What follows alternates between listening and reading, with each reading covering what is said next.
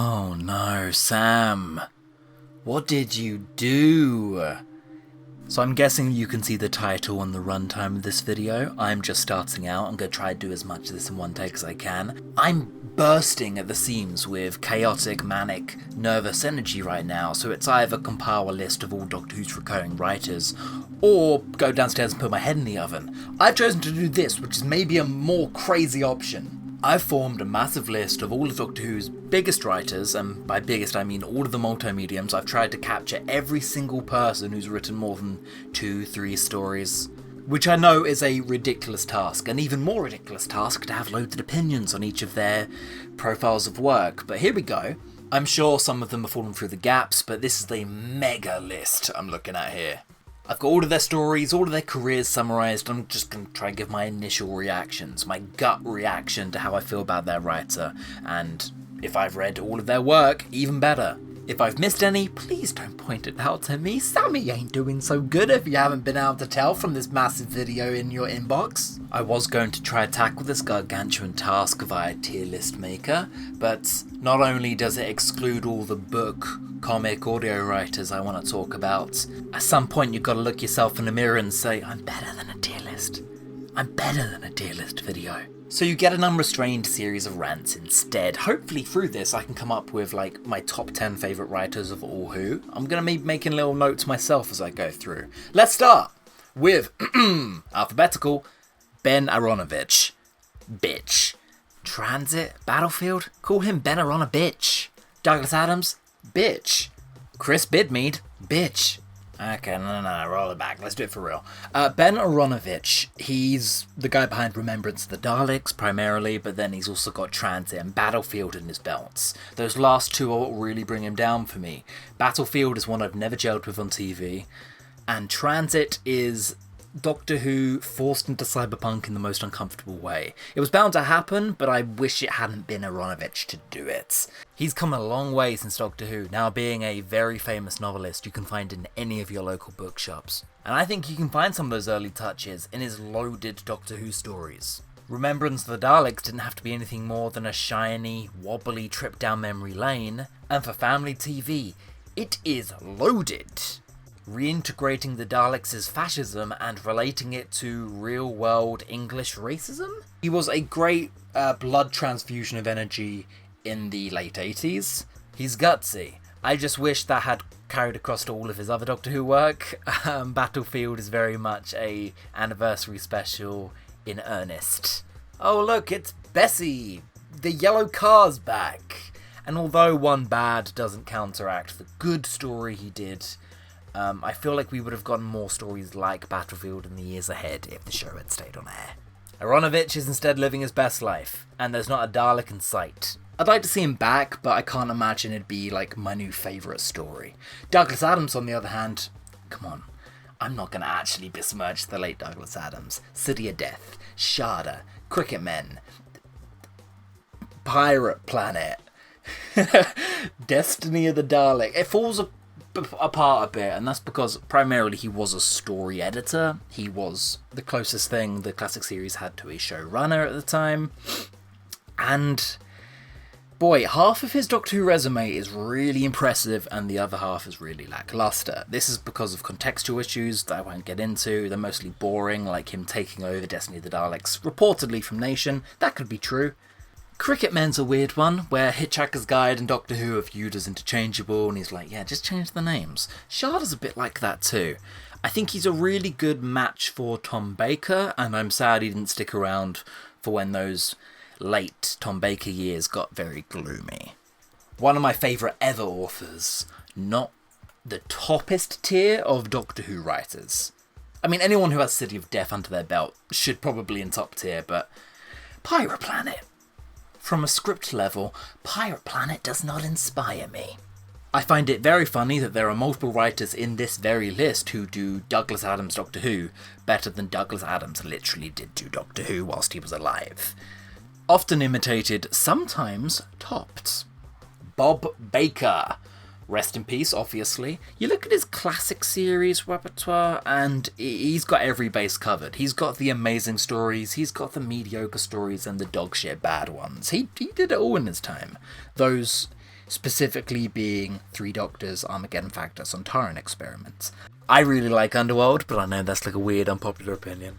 He and Dave Martin have a lot of variety of quality between them, let's put it that way. The adventures themselves are usually quite gutsy, whether talking about drug cartels or apartheid that once. It was the Bob Baker part of this pairing that really wanted to push the envelope. He also created K9. How those two things can simultaneously be true, I don't know. His results are spread across the board, but he's irrefutably a great writer and made some lasting, forever impressions on Doctor Who. He just created some of the most iconic images of Doctor Who, if not some of its finest stories. Still waiting for that Omega K9 movie. Any day now. Pip and Jane Baker. There's a weird element to criticising these two, because you badmouth Time the Rani, and then suddenly you're Chris Chibnall, chairman of the Doctor Who Society in the 1980s on live broadcast television.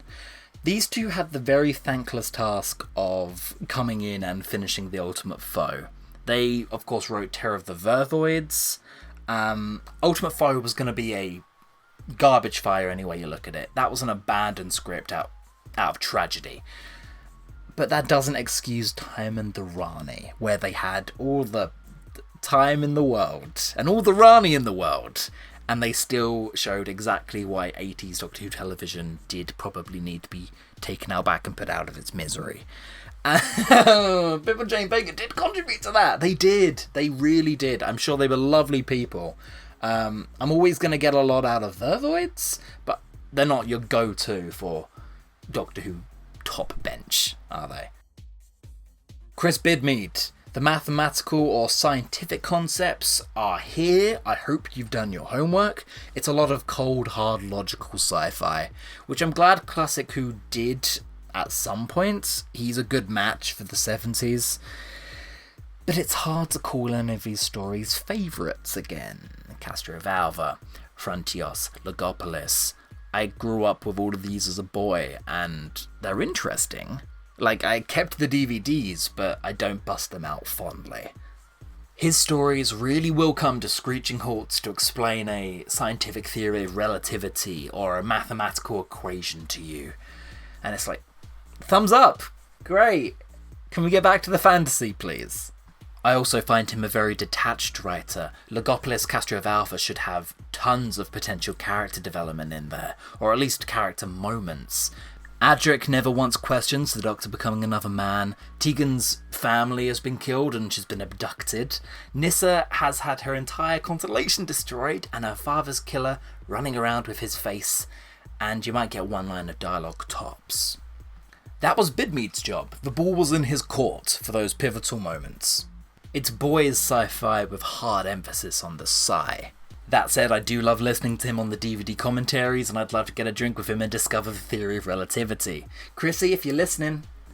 Ian Marter. He technically counts. He wrote a ton of target novelizations, and infused them all with his very dark, comedic tone. Marter always wanted to see what he could get away with for kids. And so I'd always look forward to his target novelizations, and see what small changes he snuck past his editor. I haven't read Harry Sullivan's War, an original novel he did, but I suspect that it's got those dark leanings that Scratchman has. No matter how much that story gets adapted and changed, I think Ian Marter's influence on that screenplay is still very apparent. Gothic and adult whilst writing for children, he would either be a very good V&A writer, or he always secretly wanted to write James Bond. Very cool man, and his love for the series clearly stuck. Talking about actors turned writers, Colin Baker. He's not in my good books at the minute, being bed buddies with Nadine Dorries. But for the gimmick of a Doctor Who actor writing some of their own stories, you can't turn that down. The Age of Chaos was a Doctor Who magazine story in Marvel? Yeah, with Frobisher. So we've already got Colin Baker wanting to take on the wackier elements of Doctor Who. It's garish. It's very lore fixated, like it's very concerned with where it comes in his run, which is sweet. I think he is writing these and the brief encounters and the short trip he did with fan brain. They're like fan headcanons that he thought up with his time in the show and time since. None of them are outwardly, really engrossing, but no, neat, fun. Probably wanted to put right a couple things he didn't get to say on screen, which you can't blame him. Retroactive, wish fulfillment cheese. But it's cool that it exists. Barry Letts. His influence runs so much deeper than just producer duties. He is one of the founding fathers of Doctor Who. And I don't mean the original gang, I mean he's one of the people who really put their mark on the programme and it never, ever left. But most of those are when he has a producer and a directing credit. What's he like as a writer? Well, you can see the results. Operating under the pseudonym Guy Leopold, or uncredited, working with Robert Sloman, who, if I don't cover later, do him here. Doctor Who's political leanings in the 1970s are best evidenced here. And sometimes he goes to Atlantis and has wacky, corny fun. You never really think of the Green Death as a fun story, but it is. It properly is. There's a big computer called Boss, and the Doctor's running around in drag. Compare that with the Demons, 5 Rounds Rapid, and the Time Monster, and Planet of the Spiders as car chase, and you get all the wackiest, loudest stuff of the Pertwee years. The stuff that it's best remembered for. He strikes me as a serious man that brings out all the toys when it's his turn to write.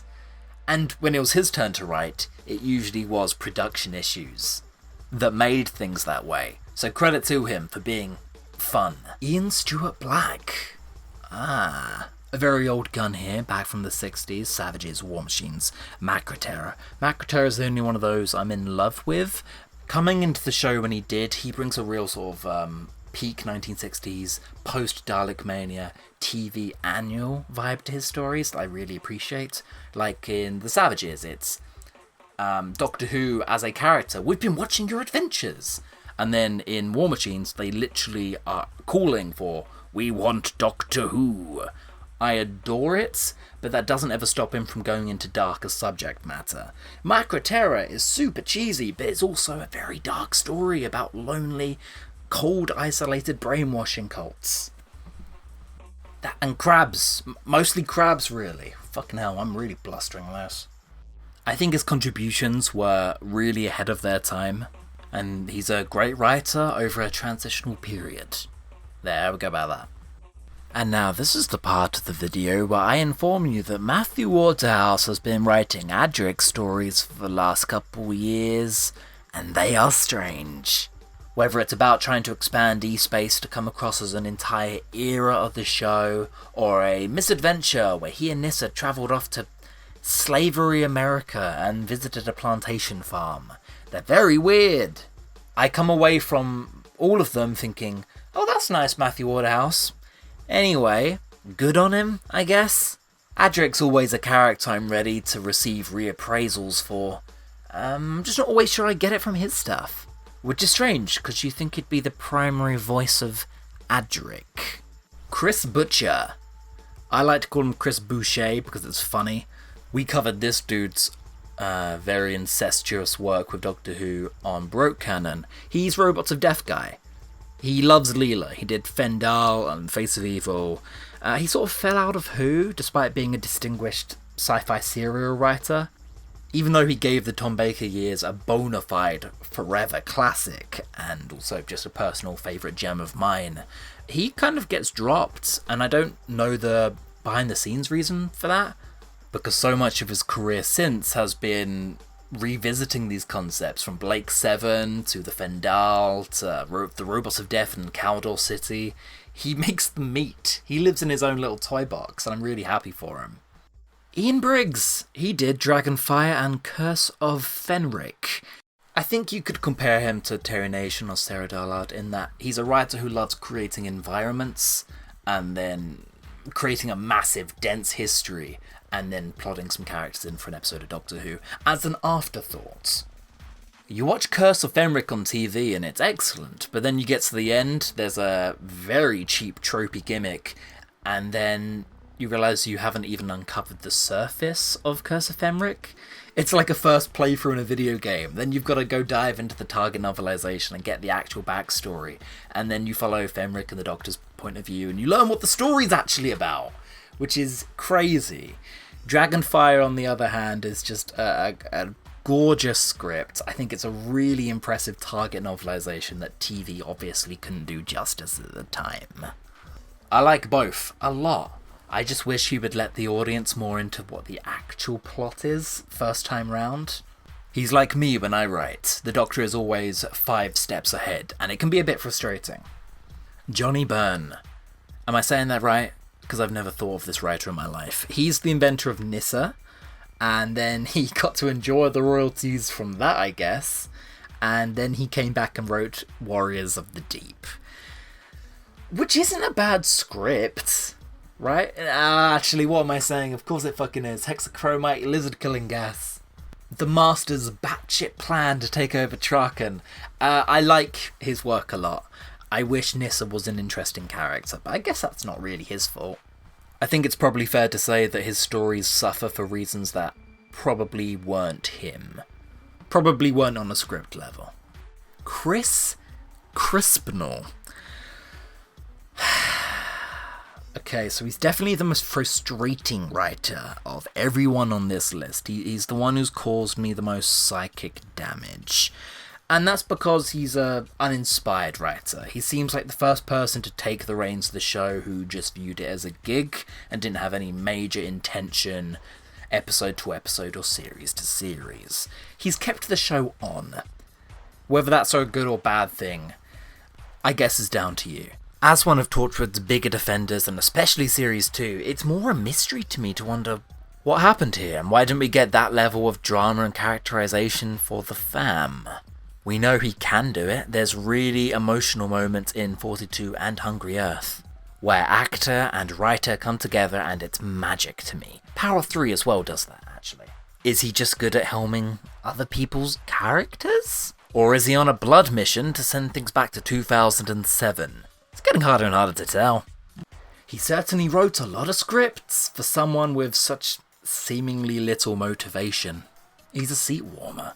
And he didn't always used to write as a seat warmer. I know his Doctor Who work isn't the most inspiring stuff. Look, I'm sure we all have a Cyberwoman in us somewhere. But Cyberwoman was interesting bad. Audacious bad. I would kill for a little crumb of audacious in the last 4 years. He's a writer whose work I get excited for, and I think he just massively let me down on this one. And made the series a frustrating slog, where fans did all the hard work to try fill in the blanks. And I was one of them. Exit Wounds and Adrift should place him in at least B tier, probably A, but then the last 4 years, it's just crazy outbalanced now, isn't it? Just stories that make me feel nothing in the pit of my stomach. Even just the uninspiring ones, even the ones that I know people do not think are that bad, Arachnids or The Woman Who Fell to Earth, they're just empty, creatively bankrupt. I cannot stand them. And then when it gets to Spyfall and Fugitive and Flux, that's when it gets outwardly frustrating. Those are probably the worst 3 stories I can think of in Doctor Who. You can look at the rest of his work and see how he's a writer he's a professional writer. He can create roles that actors will like filling, but he's not someone who really sticks to his values. He's a writer who doesn't value story so much. Which is mad. Put him near the bottom. Paul Cornell, put him near the top. My word, what a writer. We got Father's Day, and Love and War, and Human Nature, and 4 Doctors. After the TV show got cancelled, you can point to any era of Doctor Who, and he's delivered a belter there. He was the golden poster boy of new narrative creative voices in the V&As. Once he came in, the floodgates were open, and I don't think any of these new emerging voices really outed him. He was a breath of fresh air. You never stop hearing how much of a breath of fresh air he was, and he was so adaptable to New Who and beyond. I think Revival, and Russell in particular, owe a lot to his writing and his work. Father's Day is the heart, like a core, of Series 1. Human Nature is the apex of Ten's character arc. 4 Doctors is really fucking fun, and they're all running around from Reapers. There's no deeper reason there, I just love 4 Doctors so much. I don't love all of his ideas, but I love all of his emotions. I love all of his character dynamics, and I love his writing. no matter how much of it actually was him and not overwritten by Russell T. And he's still around, whether he's writing a Target novelisation or something for charity or for fandom. The show has been lacking him for a very long time. When we get a new series Paul Cornell story, that's when I punch the air. Frank Cottrell Boyce, parts of the Capaldi alumni, and then Never Again. You can see what he did. We don't have to talk about the elephants in the room. I think In the Forest of the Night is fine. And say what you like about either of these admittedly flawed stories. They're wholesome, they're fun, they do understand Doctor Who. Like, even for mid-stories, I think they understand Doctor Who so much that he's specifically writing 1960s Doctor Who. Yeah, try revisit those stories now, with that in mind. His stories are done a disservice, especially when they are just Doctor Who bedtime stories, but he's also yet to write a Doctor Who conclusion. There's not like an actual solution in the finale to either of these stories. Neil Cross, Series 7B, more like Series 7 yeesh. I don't like either of these stories. I don't know what to tell you. That Doctor Who being insufferably twee. And when I look back, it's this Neil Cross who is guilty of writing all my least favourite Clara 11 dialogue. Hyde is like a poor man's Moffat, where the subversion is a genre subversion. It's a love story, and it never wins me over at all. It never convinces me of that fact. Like, shit, man, even Stephen Graham could pull that plot beat off, and he does later in Time Heist. Hyde also gives me one of the most dislikable Doctor portrayals just ever. He either got given a really duff brief for Series 7B, or I don't like him writing 11. And then Rings of Akhaten, which I'm very outspoken about, from the big monologues to the bad CGI to the magic wand waving. It's Doctor Who revival self-parody, without even realising it. Only 2 stories, but I would have to rank this guy at the very bottom for me, so far. Whew, brutal. Next up is Russell T Davies, who I recently went on the record as saying I would start a fight with. That's not true. Us Davises, we're hyperbolic, we're dramatic. The D in Russell T D stands for drama, and he's a very melodramatic writer in lots of actually the best ways. Him and David Tennant and Murray Gold are a match made in heaven, and I never know who's bringing the most to the table in that wonder mix. So you've got Rose and Damaged Goods, which is actually pretty great. End of Time, Partners in Crime, Last of a Time Lord and Turn Left. There's a lot of variety and differing quality within the same tone there. He was the perfect person to bring the show back. He writes in a way that just inspires a young mind. Sometimes that mind can be very producer-brained. He writes sometimes just around marketing gimmicks almost. I can never tell if his most defining moment is the ending of Waters of Mars or the ending of The Stolen Earth. You know? You get what I mean by that? But at the end of the day, there's nothing wrong with chasing ratings. His Doctor Who was huge, and it deserved to be huge. Gridlock and Turn Left and Children of Earth, lest we forget. These are not safe stories. At his very best, he's a miracle mix of marketing stunts and ratings pulls and genuinely challenging Saturday evening viewing. The work done with his Doctors is my single favourite character arc in fiction, which cannot be understated, but his flaws as a writer are well known and well worn. I learned what a Deus Ex Machina was at the age of 10 because of his writing, you know? And I do have concerns coming up with his future works. Years and Years isn't Doctor Who, and I shouldn't be talking about it, but that does leave me empty on the inside. If we get that kind of Doctor Who in the future, I'll be very, very stressed. The writer who has fulfilled me the most creatively can sometimes really, really leave me unfulfilled in a nervous, bad way. End of the day, I'm still in love with this man. He's a second father in a very, very Oedipal way. Anyway, Sarah Dollard. Sarah Dollard, how they did you dirty. She came in on Face the Raven. Stephen brought her in to do the old Chibnall Hibbity-Doo, where she had half an episode's runtime to work with, just so the ending of that story could be undercut by the series arc. Moffat did it once as well, let's be fair. But you still get a great script as a result. A really iconic bit of TV, a strong image, a great location in Trap Street, and a writer who, even under unforgiving circumstances, can make a solid bit of television. She also really understands Clara, which I appreciate. And then when you get around to Thin Ice, boy, that might still be my favourite of that season. She makes stories that I want to live inside of. How's that for praise? She was perfect for Doctor Who, a show about going anywhere and everywhere in fantastical environments. And if not showrunner, she should have definitely earned her place in the principal writing cast. Going onwards. David Fisher, yeah, David Fisher. David Fisher brought us Stones of Blood and The Leisure Hive. All of these stories are so manic imaginative that I think they stretch the credulity of 70s Doctor Who. Maybe it's got something to do with his scripts demanding the crew to go out on location, but they're all just so freeing.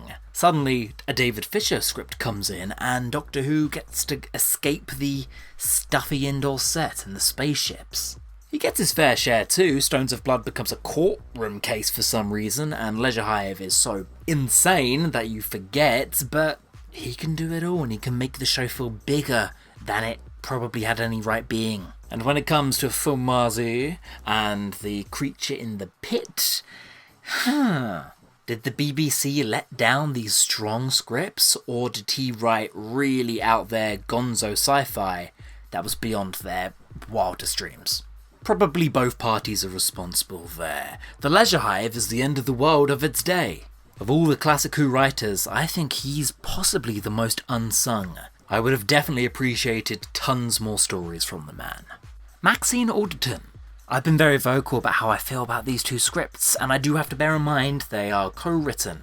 And I think calling her a co-writer is important here, because we've never seen her take a Doctor Who story idea and give it a beginning, middle, and end. Chibnall doesn't give her that much space to play with and says, no, I'm going to undercut whatever window dressing you're making and introduce the series arc. And as a result, Haunting of Villa Diodati and Village of Angels are hollow. They're superficial stories, doing really quite crowd-pleasing things with classic villains. There's no real updating of these ideas, there's no real ideas, period.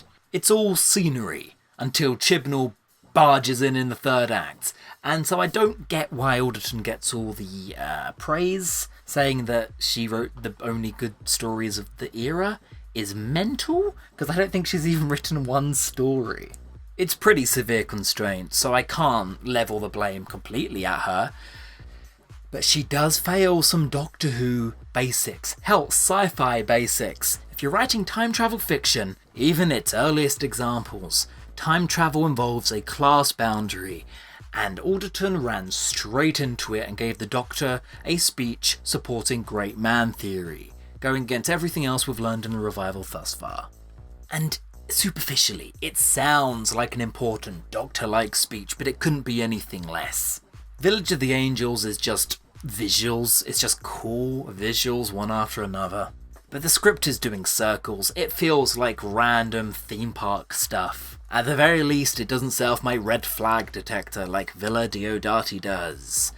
And at this point, it feels like a grudge I'm not going to drop. I'm a broken record talking about the class dynamics in The Haunting of Villa Diodati. Hopefully one day she'll be allowed to write her own Who, without the stabilizers. And then we'll find out what kind of writer she really is, but damn. That summit being mountainous is very much a choice. Words matter, indeed. Kit Pedler, Jerry Davis, they made the Cybermen. What'd you do that for? They kill people. He wrote The 10th Planet and The Highlanders, Tomb of the Cybermen? Yeah, you heard of that one? And Revenge of the Cybermen. He invented and ruined Cybermen in the space of 15 years. Tomb's fun. It's like what I just said previously. It's an environment first and a plot second. But 3 out of 4 of his classic series are endlessly dry, so I have to really consider those instead. Let him do more Scooby-Doo haunted house stories like Tomb of the Cybermen, then he really could have been a contender. Joy Wilkinson is a Doctor Who talent as far as I'm concerned, but that's only really become clear since she's stopped being on television. Her Target novelisation of The Witchfinders proved there was actually a really good story in there, with human emotions and interpersonal drama, and you realise in any other era, under any other showrunner, this would have been a really good script. The Witchfinders would have been great. I don't get that so much with the detached TV version. Her stories for Doctor Who magazine and the Target storybook also just show a natural aptitude for writing the fam, specifically 13 and Yaz. This is probably the woman who would have given us more Thasmin. Some of it borders on the forgettable end, but it's all passable, and honestly, seeing the glow up from screen to novelisation really won me over. Uncle Terry, Terence Dix, another rest in peace. That was a hard loss that day. You look at his profile of Doctor Who work, and the show just wouldn't be the same without him. We've got War Games, and Robots, and Brain of Morbius, and Horror Fang Rock, and 5 Doctors. These are all really popular stories. He's always there for really important, defining moments for the old show. Just via his Target books alone, he's inspired generations of kids. A bunch of his Target books got put into an essential collection and given one of those fancy covers recently like they do for all of the essential British writers. And he really is. So on that merit alone, he stands the test of time, but then he stuck around. As a massive proponent of the Wilderness Years, he wrote some very graphic and adult Doctor Who material. I always love telling people how bloodthirsty and graphic Warmonger is, for example. Was he inspired by the gruesome adult audience of the V&As, or did he just have Doctor Who fatigue by that point? We'll never know. It's unlikely people will remember him for that part of his career, but he did return to writing for children when Doctor Who returned to our screens in 2005. He was right on the ball, writing novels for kids. He could still flex that muscle, and I kind of love him for it. Uncle Dick, he could do it all. Then, Terence Dudley. Didn't write many scripts for the show, namely King's Demons and Fort of Doomsday come to mind. Technically he's a recurring writer, just not a very inspiring one. I would have loved to be in the room when Fort of Doomsday was read in a BBC office, or maybe a script read at a round table, because that thing is mad. I think it being put to screen actually made it come across as more normal, but that's a weird little story to write as your first go at Doctor Who. There's a man who loves writing about androids. Did he deserve better? Should he have gotten more stories to write than just the King's Demons? It's hard to say. His writing led to a lot of character moments. I remember that quite distinctly. He uses Adric and Tegan really well in Fort of Doomsday. There's that great bit where the Doctor takes Adric to the side and says, "Listen here, you little idiot. Can you stop betraying us for 1 second? Yeah, I would have taken another Terence Dudley script. No one could make the King's Demons work. Phil Ford, a co-writer mostly. He did Waters of Mars and Into the Dalek, and I think a lot of either Torchwood or Sarah Jane, and I'm forgetting at the top of my head right now. Because he's not really one of the go-to big guns, but any involvement in Waters of Mars is good in my book. And Into the Dalek, that is a sound, tight script. They didn't even know who the Doctor was going to be yet, but it doesn't matter because the script delivered. Instantly getting Stephen Moffat's brief for the story arc of Series 8. It's clever, it's good. He's a hired gun, and it's hard to have strong opinions on him, but you can bring him back. Toby Whitehouse. Can I just say, wow. School Reunion, Vampires of Venice, God Complex, Town Called Mercy, Under the Lake, Lie of the Land. Other than maybe that last one, that's an insane streak. I think that's a streak of a potential showrunner that we just never got to see, because, oh boy, School Reunion alone shows such a dense understanding of franchise storytelling. It's bringing back some IP from the old, but using it to tell a story about characters in the now. It's genius. Town Called Mercy, oh, that's a 10 out of 10. Under the Lake, that's a 10 out of 10. He's not always perfect. Lie of the Land was just a troubled production. Vampires of Venice has that dick measuring contest that was just tired at that point with Rory. And there's that one instance of him writing Captain Jack really out of character in Torchwood. Still a solid episode, it's a little character piece, but yikes. If he wasn't asked or seriously considered for helming the show at some point, I would be shocked and a bit disappointed. Moff. Alright, no. The next person on my list is Stephen Moffat. I'm having a lunch break. I'm having a banana break. What else is there to say about Stephen Moffat? Every single year, I find a way to reappraise even his low points. And to tell you what, there aren't many low points. Over the course of his long tenure with the show, even the moments that didn't work for me on broadcast, I'm finding appreciation, at least on a script level for. Now, Good Man Goes to War was the first ever disappointment I had watching a Doctor Who on broadcast. As an adult, I love it. I can really fuck with it.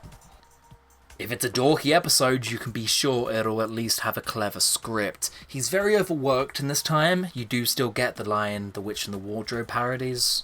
Lots of his finales do nothing for me, and there was an ongoing trend of we're never gonna get the answers to these ongoing series mysteries.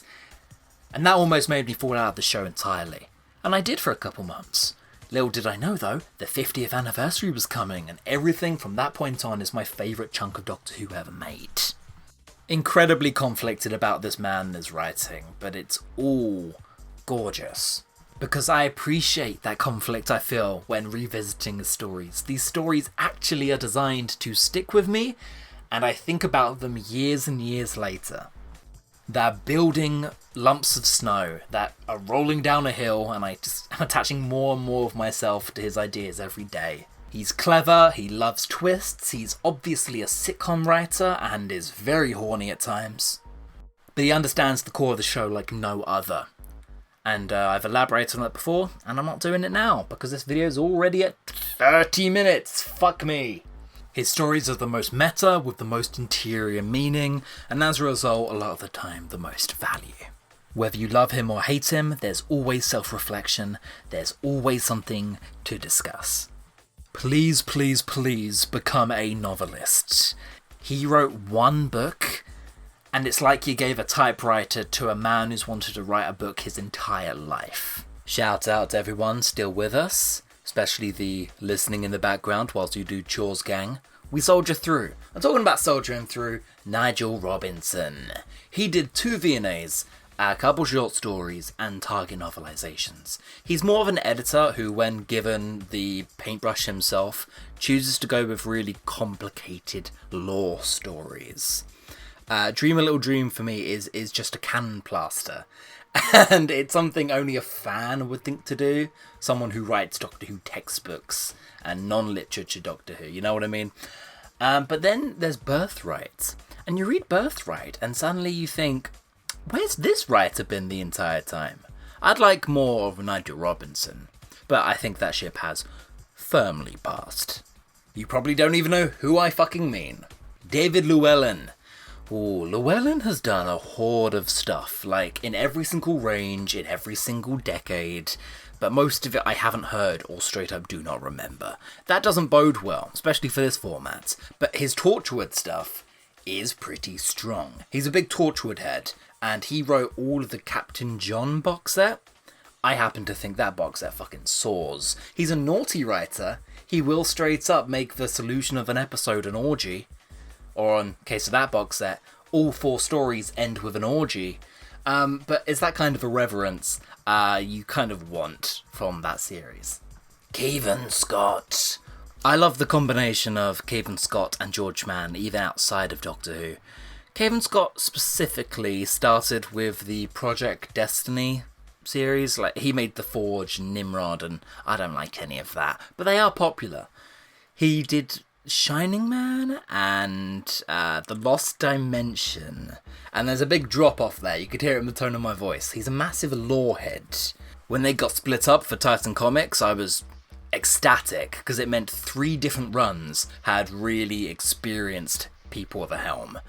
Cavan Scott did the 9th Doctor's run, which is you know, like 9 out of 10s all round. And George Mann did the 12th Doctor's era and the 8th Doctor's brief run.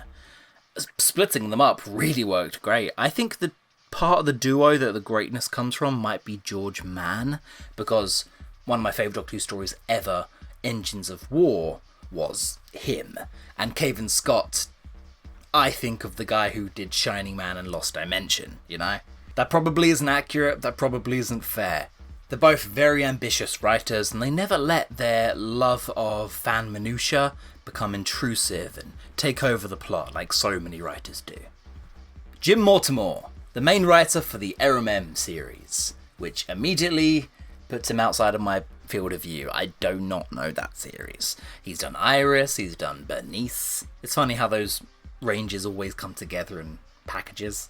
Jim Mortimore is more infamous, and we'll go with the term infamous, for writing some really heated, bloodthirsty end of days 7th Doctor books. We spoke about Eternity Weeps on Broke Cannon just recently, where millions of people are sacrificed by the Doctor in the face of a planet-destroying contagion, and then also Blood Heat, which is largely the same but with lizards. The biggest motifs of his writing are utilitarian decision-making, which fits in with 7 but isn't for me, and treating previous companions like shits. Both of these books take apart the Pertwee era, from having Jo be a feral little girl and killed, to having Liz being a trained professional and then horribly killed. They're merciless books. But in truth, I don't think that's totally in vain. You're not just cannibalising the past for shock value. Seeing the unit years in this light really changes your perspective on them. Just don't expect him to do the ultimate Silurian activist story, because this ain't that. I hope Jim Mortimore is a happy man. Stephen Cole, primarily a Doctor Who novelist, and Jesus Christ, this is a good portfolio. An unsung hero of the EDAs that then went into novels like 10 Little Aliens, which I adore in the interim, and then he went on to the new series of books. They carried him over because he is a consistent writer. One with darker leanings than those Tennant books allowed for, but he's flexible. I can't point to one bad story, but his career came full circle when he was tasked with Time Lord Victorious, where he got to infuse his earlier work with a modern series Doctor. That's a grim story, and it's a really well hire. This is the right person for the right project. He's worked under a few different pseudonyms, but I'm only discovering now that maybe he isn't the adult writer I had him pegged for, because he wrote basically all of those Battles in Time comics. He did the strip for that, which technically means he's written the most 10th Doctor stories ever. That is some proper flexibility. But even in that earlier work, there were always fun, interactive gimmick elements that I just eat up. I find some of his books so engrossing. I find myself questioning what the Doctor and company are even doing here. And not in a negative sense, I just like his own cast of characters so much, which is really quite rare for any Doctor Who story. Oh, you're doing good, but we've come to this point. Nicholas Briggs. I know there are colleagues of mine who would like me to be as vicious as possible here. I won't be. Hell, is Nicholas Briggs the most contentious Doctor Who writer ever? Weakest link loser, review fiend. Here's a fun game. Go on his wiki page and look at all of his acting roles. I don't know whether Doctor Who is keeping him hired or whether he's keeping Doctor Who in business. Briggs isn't a big one to remix the formula. That's not a revolutionary statement. When his name is on the cover, you see Big Finish as more of a business built upon fan wish fulfillments. That's not inherently a problem, but when you get stories like Energy of the Daleks, and Sword of Orion, and Robophobia, you might start seeing a pattern.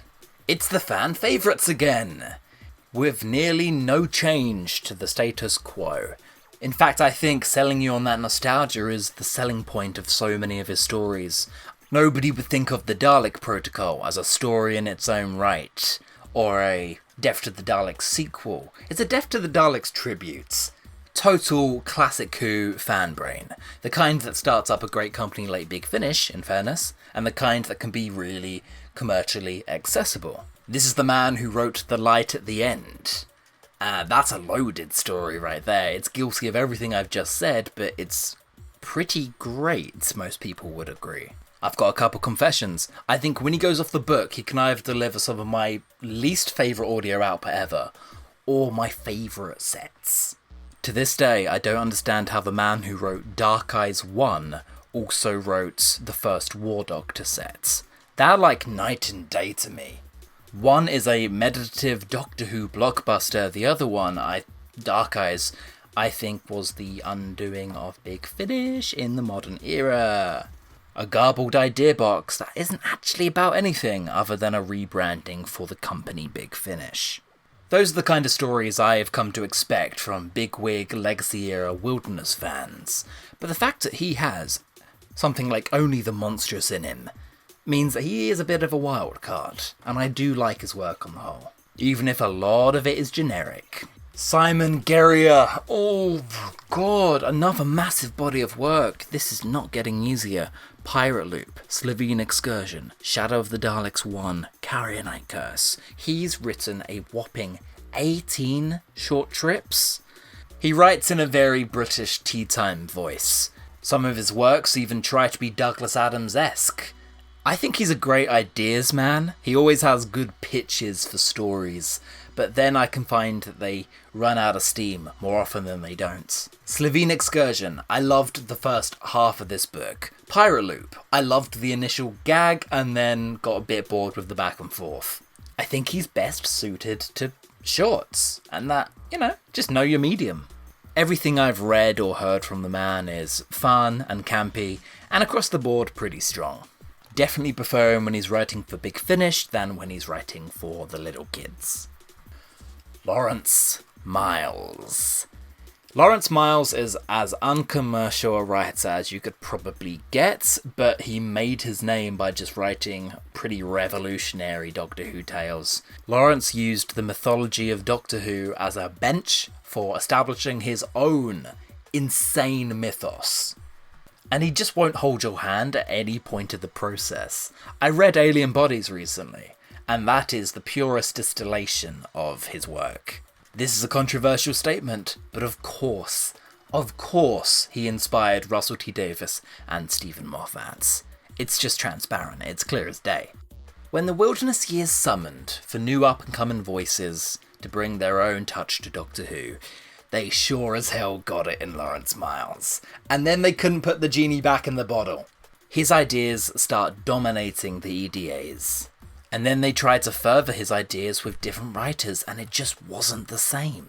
He's a dark, loaded idea box, sometimes at the sacrifice of a good, coherent story. Even his most accessible novels are super indulgent, and are trying to branch off to 3 different new series. He's not in my toppest of top tiers, but I like his writing and I love his ideas. I can't wait to explore more of them.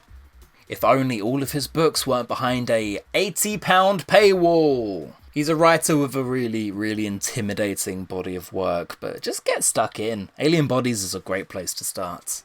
Just be patient. The plot will come along in its own time. Just imagine the timeline where he masterminded the revival. Dave Rodden. Dave Rodden is my Lawrence Miles. A writer I hyperfixate on. I recommend his work to everybody I possibly can, even though there's not that much of it. He's a young adult writer in his own regard, but his Doctor Who work is limited to these mostly.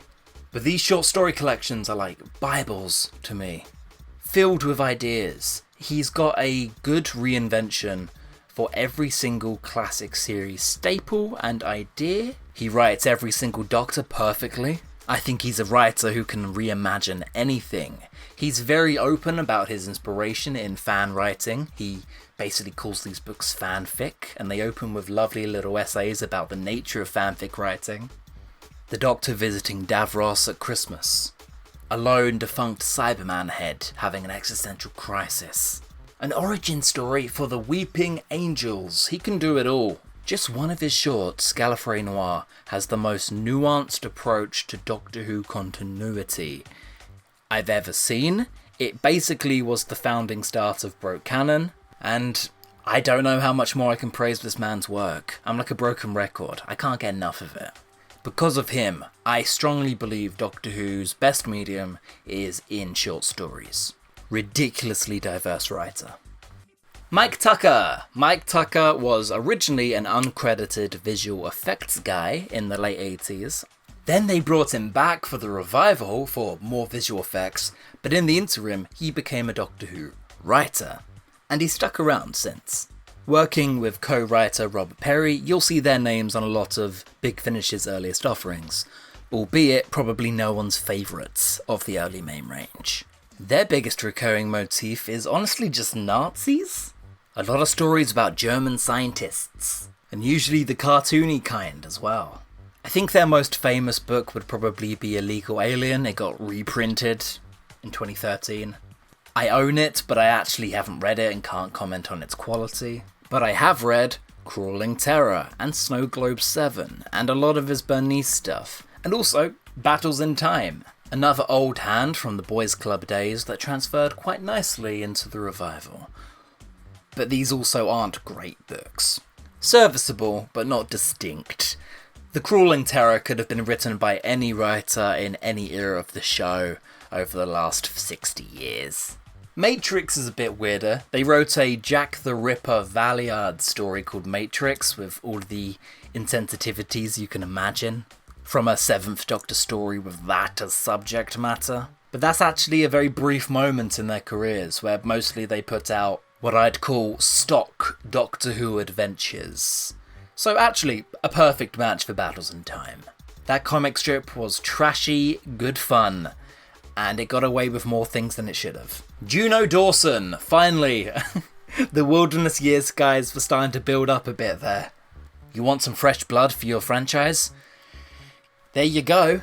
Dawson is an esteemed novelist in her own right, and the franchise has had her since about 2018. Although, you read a book like The Good Doctor, and it feels like she's been here forever.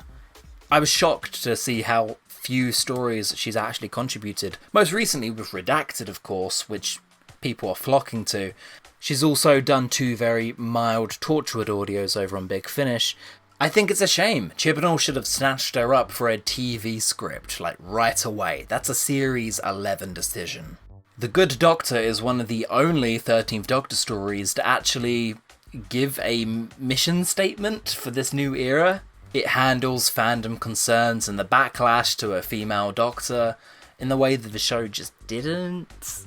And even though she's only got 2 Doctor Who projects to her name, I've still got such a good read on her as a writer.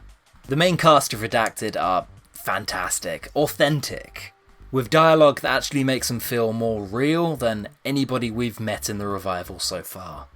Just 20 minutes of a BBC Sounds pilot, and already people are saying that the Redacted girls would have been a better match for 13 than the fam.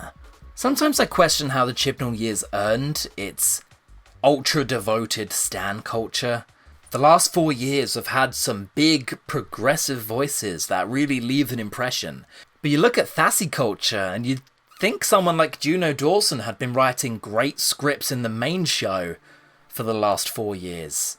It boggles the mind. On a similar note, Jody Hauser. Jody Hauser wrote the 13th Doctor range for Titan Comics, and it's clear that she understands the mission statements of the 13th Doctor, even if Chibnall wasn't aware of it. The 13th Doctor run starts off so strong. It's the biggest breath of fresh air I've ever seen in the franchise. And these fun, light, colourful adventures will actually make you like the fam. It's what I wanted post Twice Upon a Time, and I never really got it on TV. But as much as I rave about Jody Hauser, I think everybody agrees this Titan run falls apart a bit by the end. I don't think that's totally down to Jody Hauser. We saw that all of their ranges were brought to a very sudden close, and the 13th Doctor was dangled like bait for what Titan Comics would become when it restructured over the pandemic. Trading in the humble simplicity of stories like Hidden Human History, Jody Hauser was pressured, maybe? We don't know. To incorporate lots of elements from the past. The 10th Doctor becomes a recurring character, almost as much the Doctor as the 13th is in her own run. We've got Skifra and Weeping Angels and Autons and Sea Devils and Martha, and why? It sets in like a disease and turns the run into a zombified Titan corpse. But whilst it's good, it's really, really good. There's a story with Father Christmas and the Krampus. There's even a Corsair story. It's a heist. I could have kept reading these forever, but it wasn't meant to be. If Jody Hauser had been the showrunner of Series 11 to Series 13, we would live in a better world, and the 13th Doctor could even be one of my favourites. Lance Parkin. I once called him a cannon bull in a china shop, because he does whatever he feels like whenever he feels like doing it. And the EDAs kept giving him some of the most important moments in their range. And he's good. He's a good writer, accomplished, but he's weird. So you get stuff like the Gallifrey Chronicles, the ending of the EDAs of this massive, almost decade-long stretch of books, ends with a massive apocalypse set in the TV show Emmerdale. I think his biggest gamble was giving the Doctor a daughter. In Father Time, he introduces the Emperor. Oh boy, that's a character. Right out the gates, he was using his artistic license with this IP to be as off-the-wall and risk-taking as possible, and I find him a really exciting writer. Chris Chapman. Chris Chapman's one of my favourite writers on a personal level. He's just really cool and active on Twitter. You can usually find me sucking up to him when talking about The Middle. The Middle was a Big Finish release that just put him on the map for me. Crazy good story. And from there, he's written a couple late 6th Doctor entries in the main range before they binned it. He's mostly known as a documentary director. He does all the extras for the DVDs now. And I know he doesn't have many under his belt to get like a full range of what he can do as a writer, but whenever he does release something, it's an event for me. And I know that I'll probably need therapy after listening. They're pretty intense stories, all of them. Boy, am I glad I made the distinction of recurring writers, because if I had to do every writer, this would be a 6-hour video, and I'd have to talk about people like Noel Clarke. So anyway, Gareth Roberts. Right out the gate, he's a reprehensible figure. A right-wing gay man who just pulls up those ladders. And looking at his work and the kind of personality that emanates from his work, you can tell why. He's a bloke.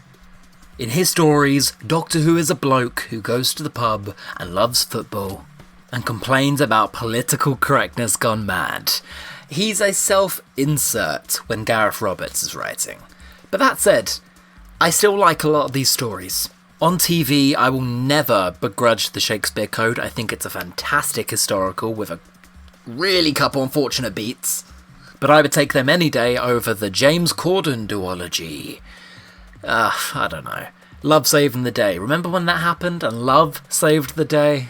Gareth Roberts doesn't strike me as a man with a lot of love in his heart. When he uses the tropes, he uses them hard, and when his stories have problematic elements, like race issues and the caretaker, they also go hard. I think with Roberts, it's just a damn shame to follow a man's career for so long, even back in the early EDA days, and see him go from that to Attack of the Grask to the Sarah Jane Adventures. His contributions are good and sound, and then he outs himself as an unremarkable pub brand bigot. It's increasingly tricky because I don't want to dub him a bad writer, but he's an incredibly flawed writer.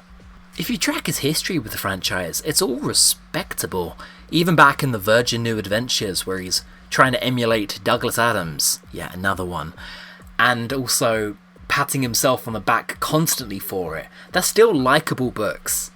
It's funny that I invoke Douglas Adams' name again because I still insist Gareth Roberts has come the closest of any writers since Douglas Adams' passing to emulate the man's work. His novelisation of Shada is phenomenal. So I find him a really complicated figure that made himself a very uncomplicated figure, because now I can just look at him and go, oh yeah, twat. He's the butt of like 3 ongoing jokes on my channel. But I still admire his work, and it is a matter of splitting the work from the creator. I just about manage, but I also go weeks without even thinking of him or his work, so it's got to be fairly disposable. Maybe we could have seen it coming. He's a very traditional writer and a traditional man, apparently, and lots of his influences the programme stem from the 1980s and the late 1970s, Tom Baker and Romana, Tom Baker and Leela, these are his teams. And when you get nostalgic for that era of Britain, that cold, misery Saturday night tea time where the Doctor's a bit of a callous prick, the onus is completely on the individual writer as to how much they romanticise that period. Gareth Roberts is in love with it, and every Doctor he writes is a little bit of a callous prick as well. I think he was on his best behaviour for the Sarah Jane Adventures. I think David Tennant's performance dialed down the Robertsness, and he was the biggest mistake of a pairing for Capaldi in Series 8. There's a shoplifting line to Courtney that rubs me the wrong way. It's a shame he had to retire to the big greyhound heaven in the sky, but, he gave us a couple belters on the way. Even if it was mostly by emulating some icons from the 80s. Jenny Colgan! Oh, gonna have to do a little shifting of gears here. Jenny Colgan's primarily known for her romance novels. I've read a couple. If anybody remembers how cutthroat Jacqueline Wilson novels could be, there's a great point of comparison. Jenny Colgan has a really clear voice in her books, and it cuts all the bullshit. I think we're just really lucky that Jenny Colgan also happens to be a massive Doctor Who fan. She was raised on Target novelizations, which I find adorable. Especially when she got to write her own one for the Christmas Invasion. Not the most exciting one, but hey, an adaptation is an adaptation. The Target book she did for Christmas Invasion was actually a rare disappointment from her, because I'm used to her injecting so much personality in her books. She's a properly distinct auteur, no matter whether she's writing Rose or Ten or Donna or Ashilda. She's another one who'd be really interesting to see given a TV opportunity. If Neil Gaiman can do it. In the Blood is excellent, Time Reaver is really good, but something to take note in her work is that she brings back a lot of her own characters. She's got her own little internal mythology going as well. Not in any big, confusing way, but I'd like her to expand on that more, flesh out her Doctor Who world a bit. I think she really has her favourite characters. When she writes for Ten and Donna, I can hear it in my head clear as day, but when we get Eleven and River, for instance, I'm never really convinced. I haven't read Dark Horizons yet, that might prove me wrong entirely. But she really is one of my newer favourites. Of the new blood we've got in right now, I want stuff from her the most. And the BBC know what they've got in her as well. They published a collection of her Doctor Who short stories called The Subtle Knife. And you should definitely pick that up. Next up, Una Mccormack. Una Mccormack has been here since the Wilderness years. She puts out great story after great story, and has kind of flown under the radar. I never think, oh, a new Una Mccormack book, but I really should. She cut her teeth on the Gallifrey Big Finish range. She wrote for Benny a lot. Whenever someone writes for Benny, there's this very specific club. There's Window on the Moor, and Way Through the Woods, and All Flesh is Grass, which had 8, 9, and the 10th Doctors teaming up for Time Lord Victorious. That's a very fun, flawed book. It's the centrepiece of the whole event. It's the finale of the event, and I think McCormack is doing more than her fair share of heavy lifting. She seems to go for more down-to-earth, simple, straight-to-formula stories, but hey, if she can handle big event epics, give her more of them. When I do finally get round to listening to Big Finish's Gallifrey series, her audios will be my highlights. Talking about audios, John Dorney! I've had disagreements with John Dorney before, but he's a stand-up act. He is the best of Big Finish. He's an actor in half of them, he's a brilliant writer with a great track record. Off the top of my head, I'm thinking The Fourth Wall and You Are the Doctor, and from that he became a key writer on all of the 8th Doctor box sets. That, the format I don't like too much with Doom Coalition, and Stranded and Ravenous and Time War. But again, I can't complain about the stories themselves. You look at Dalek Universe, and that's not even a set I like at all, but his stories are all of the good ones. Even the demands of this box set approach never really seem to belabor him. They just let him get on with telling his story. and then they return to the series arc, and it's usually the highlight of the box. He's played Ogron's and Ace's husband and Alexander the Great. He's a fun actor as well. He loves a good gimmick. He loves ballsy and cheeky stories, which really endears him to me. I bet he always asks himself, what can I get away with this time? And that's a really cool motivation for writing a Big Finish script. If I were compiling a dream team, I think a John Dorney would be on it, and that surprises me a little bit. But the sheer consistency, I can't name a single story of his that's ever ranked below a 7 out of 10. And he's written a lot of stories. If you like Big Finish, John Dorney is your golden boy. The BBC's golden boy, though, is James Goss. He was the coordinator of Time Lord of Victorious. He is like a head writer now, it seems.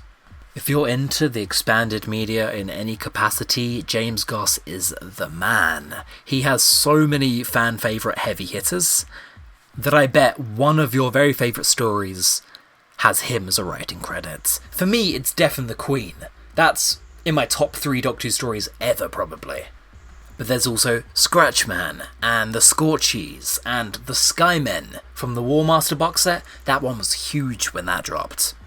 Any writer who creates a well-received buzz around a specific story from a specific Big Finish audio set has really outdone themselves and put them on the map. And good thing really, because I think he got his start in the Torchwood multimedia and some generic 11th Doctor audiobooks back in 2010. He could have well gone by unappreciated. He's probably the hardest working writer at BBC Books, and I congratulate him for it. His hit record is top notch. He hasn't got much in the way of a noticeable writing voice. Like, you couldn't recognise James Goss dialogue. But in most projects, I find that actually benefits him, whether he's got to try and do the Adams voice for the City of Death novelisation, or the Tom Baker voice for Scratchman. Just a really trusty hired gun. Matt Fitton, a Big Finish main range mainstay. He's written so many stories for them, but I'm not sure any of them are that notable. But the second they took him out of the main range, I think he just shot up the ranks and started writing stories that somebody could actually call their favourite. He's a writer who really did benefit from being put into the Dark Eyes model of Big Finish releases. If John Dorney is one half of those sets, then Matt Fitton is the other, doing loads of stories for Dark Eyes, Ravenous, Doom Coalition, and the Time War. Time War? All of the good ones are him! He should write stories exclusively about the Time War. We got the Neverwhen and State of Bliss, Echoes of War, and also the Conscript, but let's not talk about that last one. A lot of high-concept Doctor Who stories here, and he's in full control of it. I never feel lost or confused when we're doing massive psychological psychedelic stories. I just wish past State of Bliss and Black and White that he did more of them. He's a diverse writer. You'd actually be surprised. Big Finish give him more to play with than you think they would. He nails any single era of the show he touches in terms of authenticity. Hell, the 10 Rose story Cold Vengeance could actually be from Series 2, if you didn't tell me. But the quality's a bit of a pick and mix, a lucky dip. You never quite know whether you're going to get a 4 out of 10 or an 8 out of 10. And he's just as capable of both. I tell you what was him though. Out of Time. Tom Baker and David Tennant, yeah, that was him. Now, I'm sure nobody was saying the script was the golden part of that story, but it helps. He doesn't get much recognition for what are sometimes really difficult, challenging jobs. He gets given some nasty pitches. Bring back the Candyman. Okay, Nick. He's especially good at writing Charlotte Pollard and River Song. I think he gives both lots of dimension. If you want to expand on something shown on screen, Matt Fitton is probably your best port of call. Like Goss, I guess he does cover a lot of loose odds and ends, which creates the impression that he has a pretty inspired idea for every small corner of the Whoniverse. If you had to cut back the Big Finish writers, it would not be him. It's always a chance you're taking with his stories, but it's a chance I'm willing to take. Because the highs are highs and the lows are lows. Alfie Shores! I just don't have enough of an impression of him, and I've listened to, I think, everything he's written. Lots of compelling dialogue, not too much of a plot. From memory, anyway.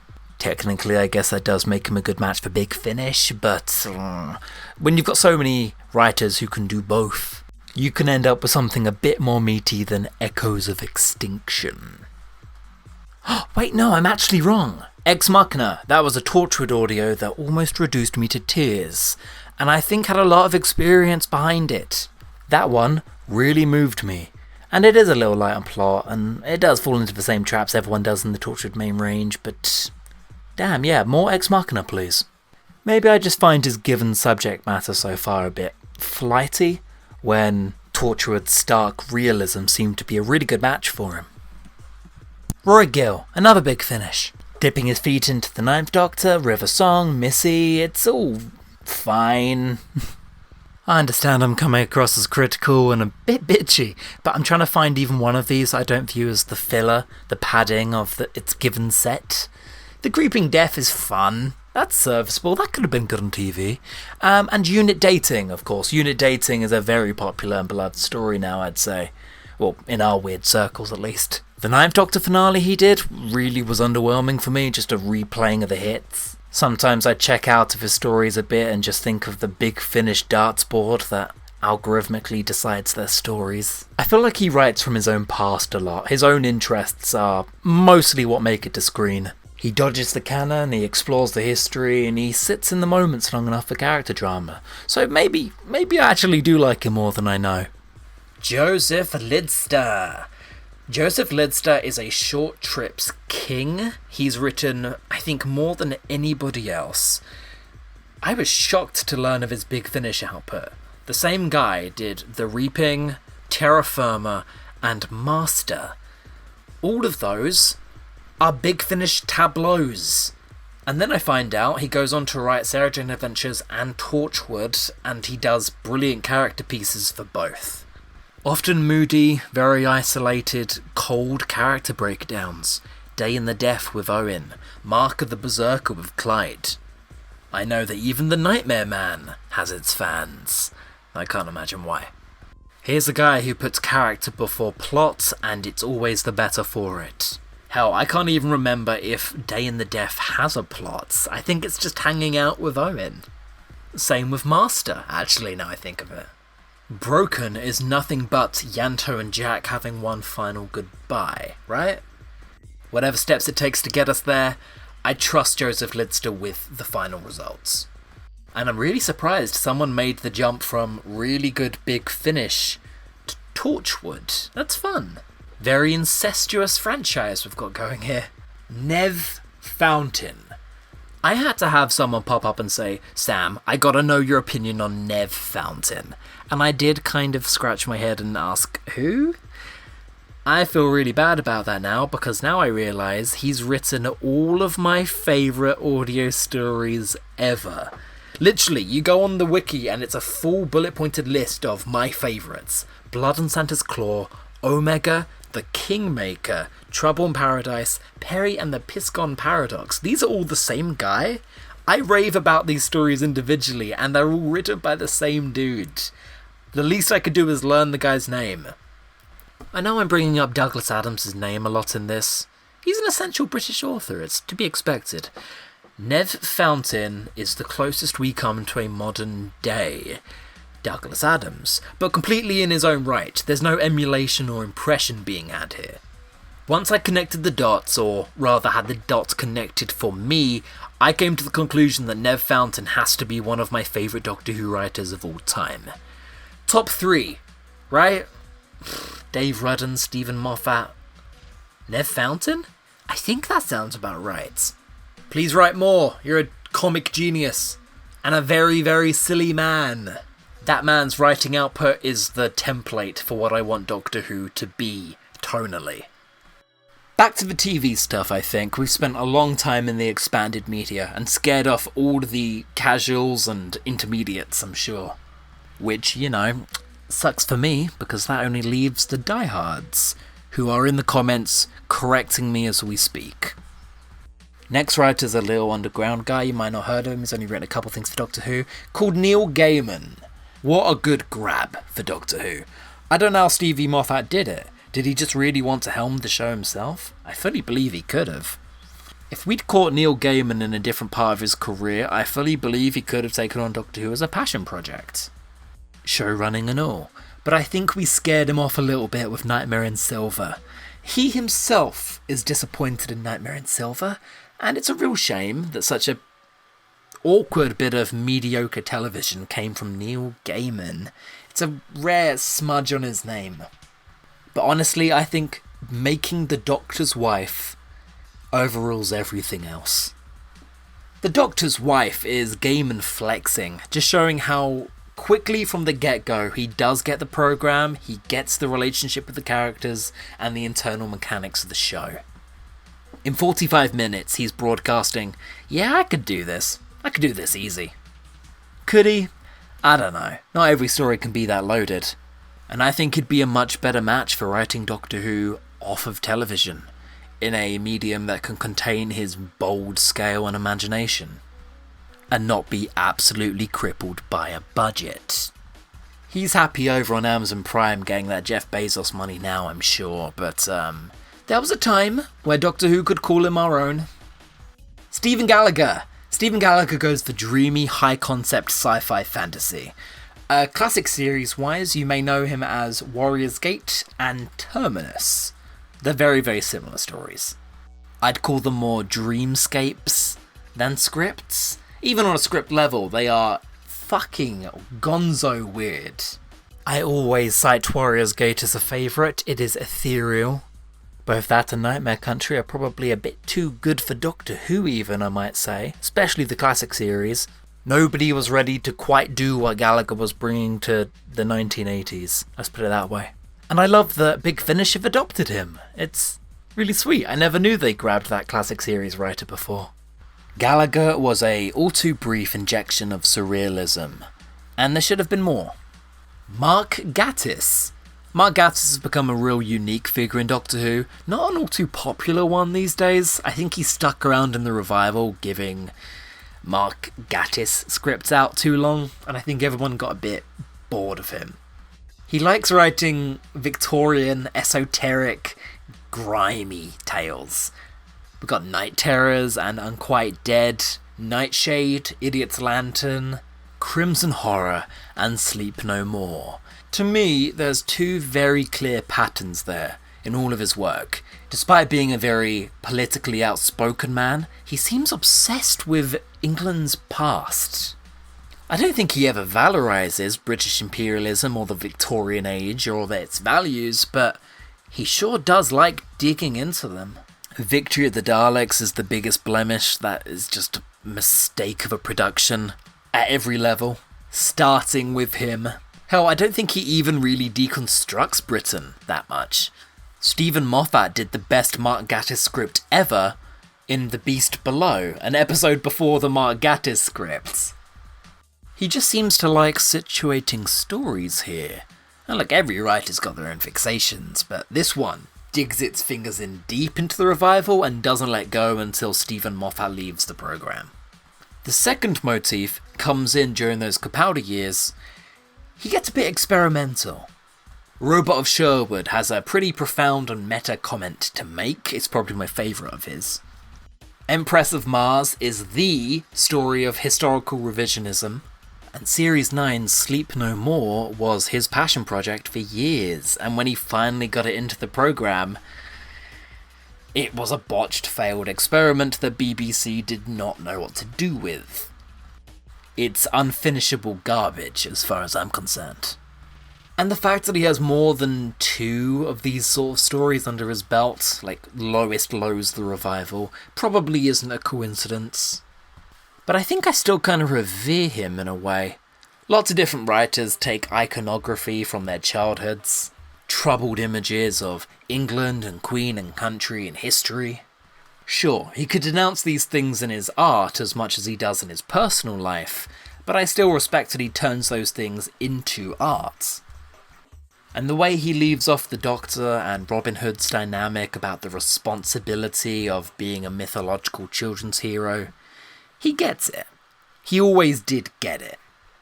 He's just also not very impressionable. And back when he was annually on the show, he was the cause of a lot of eye rolls. Oh, it's the obligatory Mark Gatiss script again. When really, he only has one proper dud to his name, and I'd say that's Sleep No More. I guess people did get frustrated with him, though. You definitely could have explored more and further as a writer with all of those opportunities he had. So yeah, it's a weird legacy, but I've no doubt he told the exact stories he wanted to tell. Next up, Matthew Graham! Woo! Matthew Graham! Fans in the house! Okay, Matthew Graham's a returning revival writer on nobody's radar. He hands in mediocre to fine scripts with glaring problems in them that would obviously be a problem on screen. Nobody told Graham about the constraints of Doctor Who, the fact that the budget can't do massive, gloopy flesh demons, and a role like Chloe Webber is an impossible task for a young child actress. I love Life on Mars, but there's no other way to split it. These are 3 duds. And the duds for different reasons. Fear Her is just, that was never going to play on screen. But Rebel Flesh and Almost People is the most flawed script I can think of on the top of my head. The Doctor kills a ganger in the end, in the story about a underclass uprising. They're both suitably creepy and have their share of lovely moments where the script threatens to work. But I don't know why I'm trying to bat for these two. I think he's a fine writer who set himself up for failure quite a lot. And as a result, doesn't leave much of a lasting impression. Stephen Greenhorn is very similar. It's the same for him really, except he's got the Lazarus Experiment and the Doctor's Daughter. I think I'm starting to come around on these a bit more as an adult, but as a kid it was hard to not feel let down by these, when you get the Fear Hers and the Doctor's Daughter. Doesn't it just feel a bit like, oh, these are the filler ones? But really, think about it. That's not true. They were given the same 45-minute slot as everybody else, and they churned out fairly lukewarm adventures. I find with Greenhorn in particular, these stories are more geared for older audiences. Like, there's dynamics, at least, that a younger kid wouldn't appreciate. Like Donna saving the day via her admin skills, or conversations about living a long life, or the wrong life, or an unhappy marriage via Lazarus.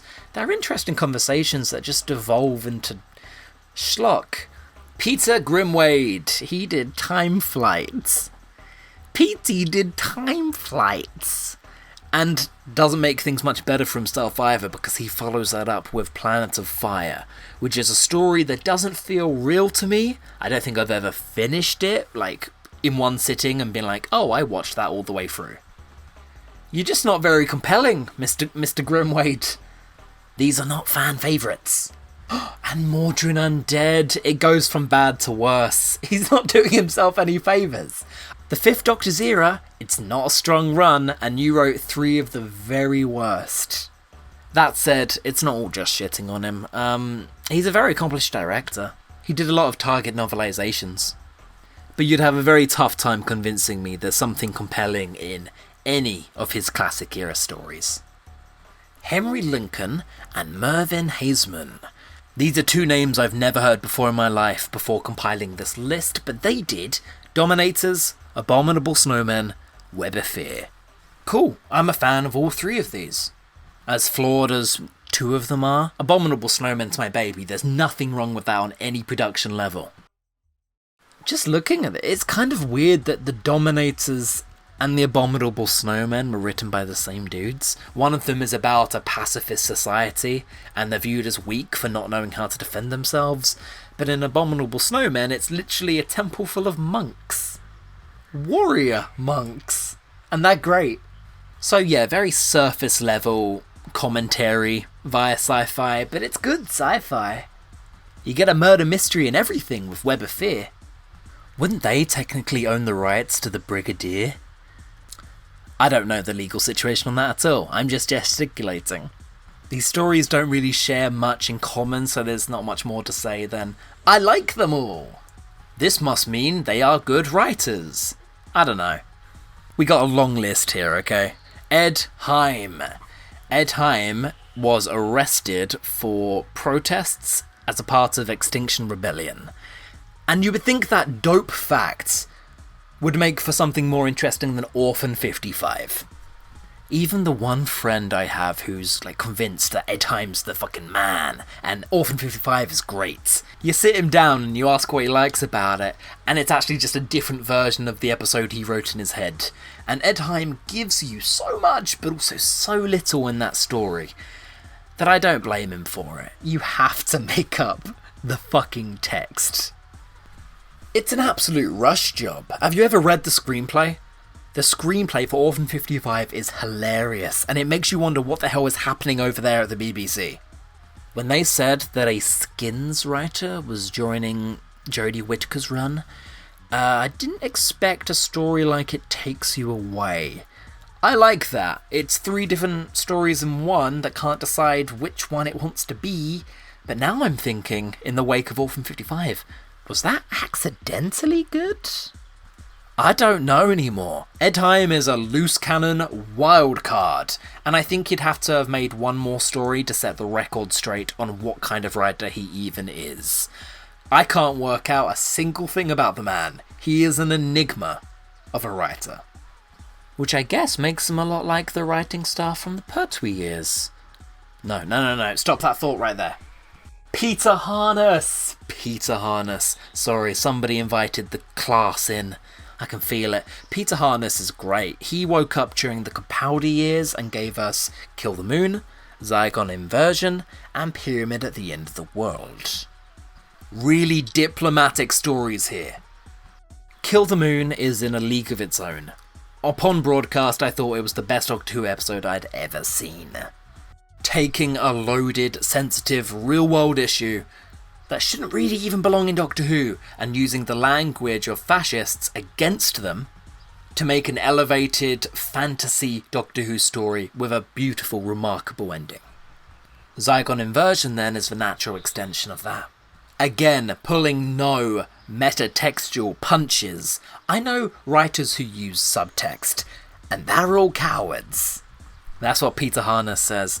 He wrote the massive Capaldi monologue. And you look at that on the page and you think, oh, Peter Capaldi's a great actor, but also, it's a great monologue. It's actor and writer working in tandem, and it's throughout all of the two-parter. Jenna Coleman gets just as much to play with because of the great script as Peter Capaldi does. They're both messy, idea-wise, and so loaded that I don't trust anyone's person interpretation of it. I think there's too many ideas to rule out his stories as any one thing, but then you get round to series 10, and I don't know if Pyramid at the End of the World is about anything, really. I'd love to hear it out, but I think Peter Harness got stifled by series 10 production issues. And there are a lot of them at the time, let's just say that. Peter Harness would be in my top 10 Doctor Who writers of all time, easy. And yet I never see anybody actually taking the time to sit down with his work and talk about it. His stories could really benefit with more fans giving them the benefits of the doubt. Spend some time in them. Sit in the ideas a bit. Next up. This is taxing. Brian Hales. If I read out the work of Brian Hales in order, you will probably turn your nose up. And I don't blame you, because so would I. Celestial Toymaker, The Ice Warriors, The Smugglers, Monster of Peladon, Curse of Peladon? Hang on. There's a diamond in the rough there. Welcome to the stage, Brian Hales, who is not only a very meta writer for his time, way ahead of his years, but also a very progressive writer. Monster of Peladon may be the most forward-thinking episode of the show, in context of the year it was released? Yeah, that's fair to say. You've got the most political location, and the most feminist companion in terms of early series Sarah Jane Smith. Yeah, Hales had a bit of startup time needed. Celestial Toymaker's writer didn't even want it made, so that's a disaster of a production waiting to happen. The Ice Warriors is, I think, the most overpaced, drawn-out episode of the show ever, so that's a failure of the script as well. I've always had a soft spot for the smugglers. I don't begrudge anyone writing corny pirate fare. But then, the Peladons. You would think all of these duds, series record duds, might counterbalance how good Curse of Peladon is. And they don't. Not even slightly. Who cares about his bad hit ratio? He's still way up there for me. Curse of Peladon carries a lot of weight on this channel, alright? Belter of a story. Oh, it's so good. Oh, I'm gonna need a banana break. But I'm all out of bananas, so we're on to the grapes now. 5 a day, fuck yeah. Back in. Malcolm Hulke. I think I respect Malcolm Hulke more as an individual man than as a writer. He's a very staunch left-wing figure with predominantly cold stories, like Faceless Ones and Ambassadors of Death, Invasion of the Dinosaurs. These are all duds in my book. I cannot stand it. It's not my kind of Who. I recognise they're not bad stories, but they are not my tempo. But then you have the Silurians. And I get him. All of a sudden, I get the appeal of Malcolm Hulke stories. Combining his own military experience with his, long-held communist values creates really mixed, interesting sci-fi. I think Hulke could have been the beginning of a different wave of Doctor Who that we never got to see because the 70s didn't follow through. Brave TV, written by a diverse, weird collection of individuals. The 70s, from a writing point of view, they're the most interesting bunch of all. And it's because of people like Malcolm Hulke bringing their actually interesting worldviews and lives into a scientific program for kids. And it instills them with sometimes contradictory but loaded and important values. Sometimes I wish he could have had a bit more fun. I think maybe the Sea Devils is that, because it's just like, big boats! Join the Navy! Sword fight! But the Faceless Ones is so fucking dry. I can't finish it. And Ambassadors of Death wanted to be a more fun story, but it got told to rein it in a bit. John Le Carrotti. John Le Carrotti is the king of classy, grim historicals. He took Who in a dark direction back in the 60s. Marco Polo is clearly the lighter of the two. It's trying to be historical and educational, and science will save us in this survival story, my boy. It's all very admirable and kid-orientated. Even just as a script, even just as a target novelization, it's still thrilling, it's still really engaging. Even though the visuals and the costume design are lost to time. But the Massacre... what a choice. Sorry kids, this week we're gonna go into a real-life human atrocity, and the Doctor's fine with it. I'm not huge in this story, but I know people who are. I was just glad to see that Le Carrotti has teeth, was willing to use them on Classic Who that early, but could also bring this deep character depth to the show. Being the guy who did the Aztecs first in Doctor Who alone is a massive testament. And we've all been copying him since. He was the writer who found the drama in the series Doctor Who. He discovered it. And who discovered the rest of it? It was Robert Holmes. Here are some things that Robert Holmes brought to the series. Time Lords, the Master, the Third Doctor, the Crotons, Sarah Jane Smith, Gallifrey, Sontarans, Morbius, the 12 Regeneration Cycle, the Matrix, Rassilon, Barusa, Romana, the White Guardian, the Valiard, the Key to Time, and Sablon Glitz as well.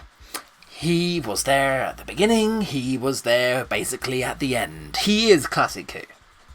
And yeah, he's got his own share of stinkers. Space Pirates, Power of Kroll, the Two Doctors. But it's Robert Holmes. I don't know how to convey to you the amount of series staples or important transitional moments he was present for. Spearhead from Space, that's one of his. The Time Warrior, that's one of his. So you've got two massive tent poles of Doctor Who right there. But then you've got Pyramids of Mars and Brain the Morbius and Deadly Assassin, Talons of Weng Chiang. Oh look, I just listed off 5 fan favourites at the very toppest of tiers. And then add in Caves of Androzani. Robert Holmes is a god among men. Yes, he's in my top 10, obviously, out of near requirement. He also wrote The Sunmakers, which scores him extra brownie points for personal adult reasons. Who's up next? It's only Tom McRae. I know Tom McRae. He did Age of Steel and The Girl Who Waited. And just from those 2 credits alone, I can tell you he's probably New Who's most underrated writer. Both of those stories catch flack or just get ignored and dismissed when they're both excellent. Like, I come back to them time and time again, and they're meaty. If you were the guy who just wrote the zombie sci-fi blockbuster, I would be like, yeah, cool writer. But the fact he then penned something as quiet and personal as The Girl Who Waited, those 2 stories are polar opposites, and he knocks both out of the park. Underestimated, underrepresented. BBC, what are you waiting for? Bring this guy back, please. He took a 7-year gap in between stories. And I don't blame him. Don't we all do that sometimes? Louis Marks. Louis Marks? I don't know. I've never said his name out loud before. He wrote Planet of Giants and The Mask of Mandragora. And/or Mandragora. What's to say? There's bit players and then there's bit writers, and he strikes me as a bit writer.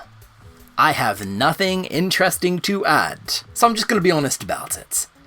Chibnall was stupid to not bring back Jamie Matheson. He's the most obvious person to invite back. Between Mummy on the Orient Express, Oxygen, Flatline, Girl Who Died, there's not an average story among them. He's a late-stage powerhouse with really cynical themes, but makes them approachable. Flatline alone is the best audition tape for showrunner material I've ever seen. It's such a distillation, a full package of everything Doctor Who can and should be.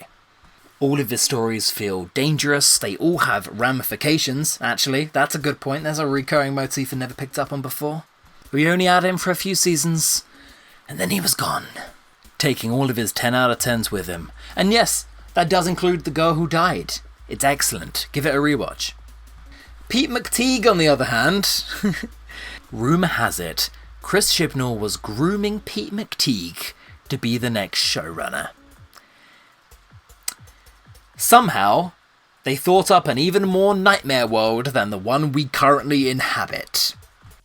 Pete McTeague did Kablam and he co-wrote Praxeus. I really dig Praxeus. I've made that very clear before, so actually, technically, 50% of his output I'm a big fan of. Still though, Kablam is a massive taboo, and you know exactly why. Even looking at the little trailers he's done for the collection Blu-rays, he's turned Ace and Mel into CEO girl bosses, and it's revealing of where his priorities lie as a prospective sci-fi author. That kind of cowardice might fly in the Chibnall years, but it is not acceptable for Doctor Who, or really any science fiction. Remarkably thoughtless. Cynical, with no ideas to call its own. But it is telling that when you watch Praxeus, you can tell exactly what parts of the script are his and what parts are Chibnall's. Like, it's night and day. That either makes him a very recognisable writer, or Chibnall is the recognisable writer for notorious reasons. And at this point, we can see a Chibnall scene coming miles off. Should he come back? No, thank you. Philip Martin, he wrote Vengeance on Varos, and Mind Warp, and a couple other related body horror, Seal-based projects. He went all in on that slimy slug. Very deranged stuff, you don't need me to tell you about Vengeance on Varos. He's got a thing though, he's got a real fixation. And the older he seemed to get and the more he contributed to the programme, the darker those inclinations seemed to become. And he never really beat his first stab at it, but it's a fantastic, beloved script. Rona Monroe! I think about Rona Monroe so much more than I should for someone who's just contributed 2 stories to the series. I think it's just 2. Survival and Eaters of Light. I'm on the record as not even being a survival fan anymore. I was when I was a kid, so you would wonder, what do you get out of this author then, Sam? Rona Monroe is a great scriptwriter, man. I think I admire the change of pace, the fact that they brought back a classic series writer for partially a gimmick, and she delivered another story with a similar tempo. It was interesting. Her stories take a bit more time to get going and digest, and if they come across any interesting thematic material along the way, so be it. It's a fun little experiment that Moffat tried out, and I hope that she gets another go at the programme, with a different Doctor even. Bringing her specific mood to the series? Yeah. Kinda hard to articulate what it is I like about Rona Monroe. Maybe I just like the gimmick of bringing back classic writers and shoving them on TV now. Because it's always going to lead to an interesting result. Terry Nation! Oh my god, I think I'm over the massive hill and then we get Terry Nation. Terry Nation was an idea box filled with these big, impossible sci-fi retro serialized ideas. He's the George Lucas, he's the templates.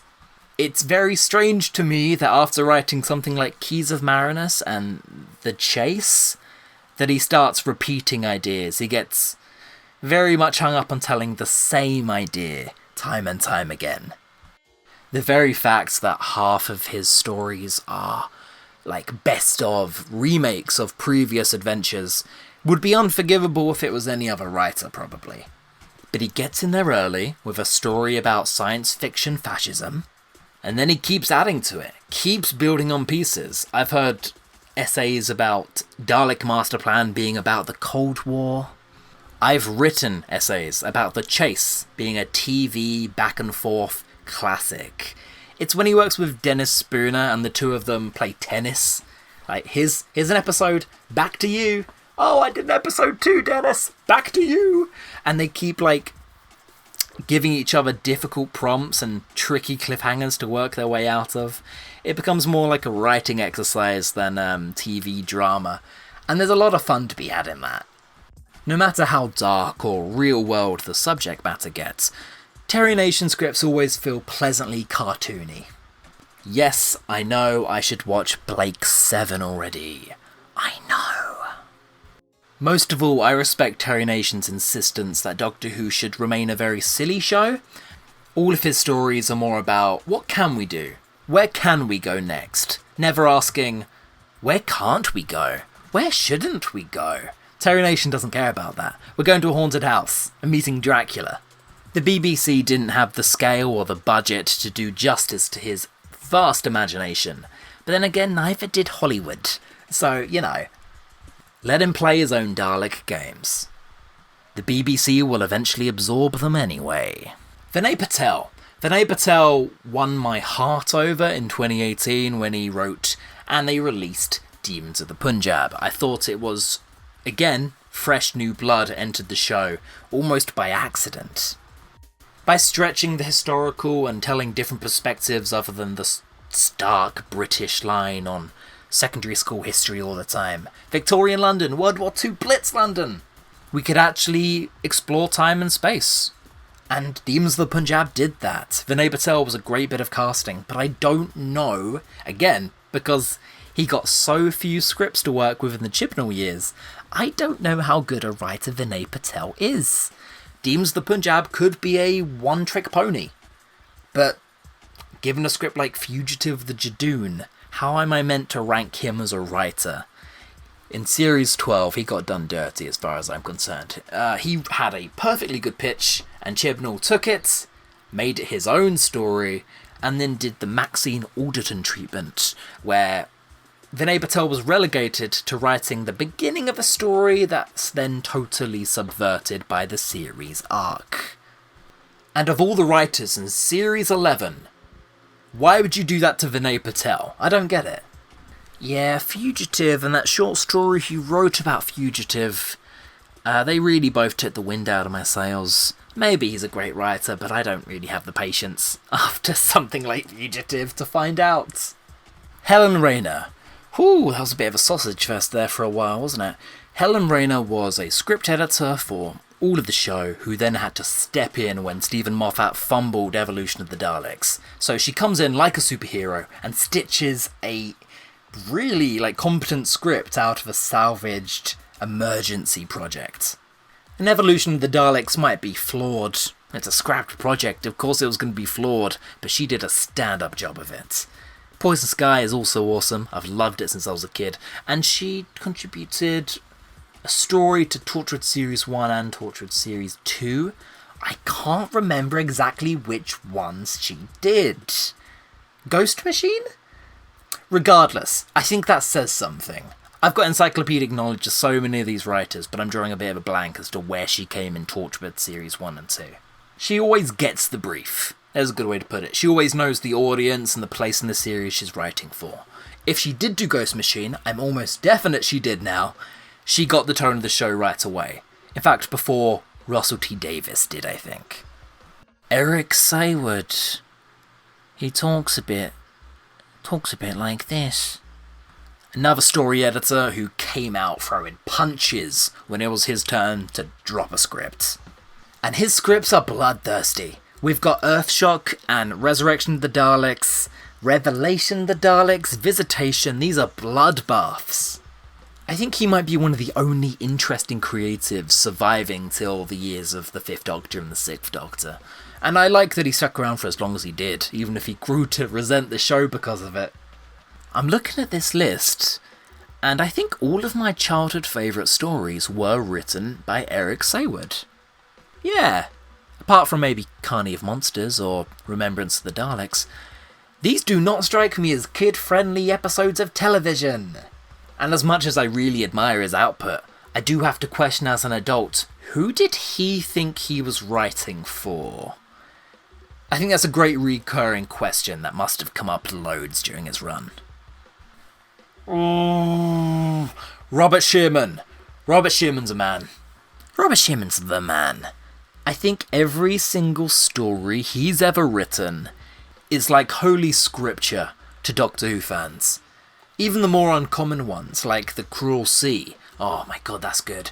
The Dalek Target novelization. He is an endless supply of ideas, and when he gets to sit on his ideas and maybe reinvent them every other decade, he still has so much more to say each time. I listened to Jubilee, confess my sins, for the first time just a month or two ago. And there's a man who gets it.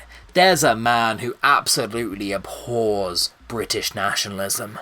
And he knows the most sinister, subtle ways to let it be known. I've never met a man who hates bunting, for example, as much as I do. So that was nice to know. The next 2 hours of Jubilee was really fucking horrific and morally compromising and emotionally confusing. These are such dense stories that you could revisit them time and time again, and they are among Doctor Who's best. Robert Shearman is the best of the Doctor Who catalogue. And I love Scherzo. Scherzo is one of my top 3 stories. I keep saying it, but every single time it is true. Unless I've said it 4 times, in which case, ignore me. But Chimes of Midnight, 10 out of 10. Dalek, 10 out of 10. He wrote the new series Bible, and I'll keep saying that every time. The Holy Terror, probably a 10 out of 10. I don't really remember that one. It just feels like he elevates Doctor Who via his presence.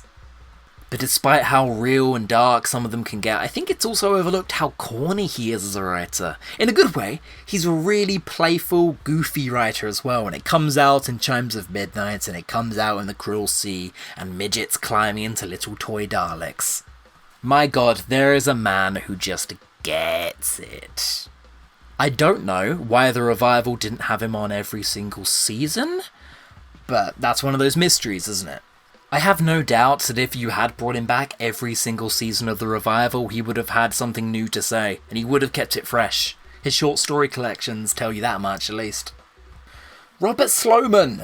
Oh no. Oh no. We're going a bit wackier now. Robert Sloman is a time slot filler, and I know you could say that about any writer you don't have, glowing opinions of, but come on. Planet of the Spiders, Time Monster. He's having fun as he does it. They're not bad stories. I don't think they're bad on a script level, at least. They're having so much joy in just being Doctor Who.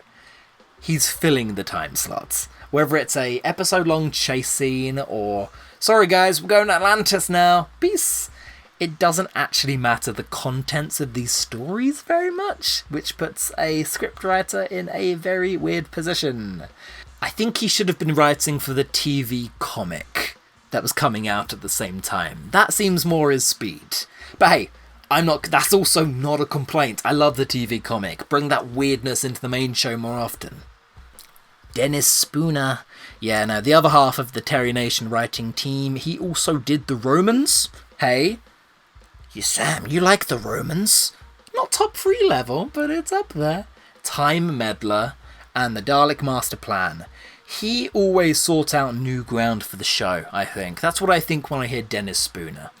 I hear the man who wrote a carry-on sketch and then just put it in Doctor Who, and the Romans turned out all the better for it. He was a really early pioneer with the programme, introducing new shake-ups to the status quo.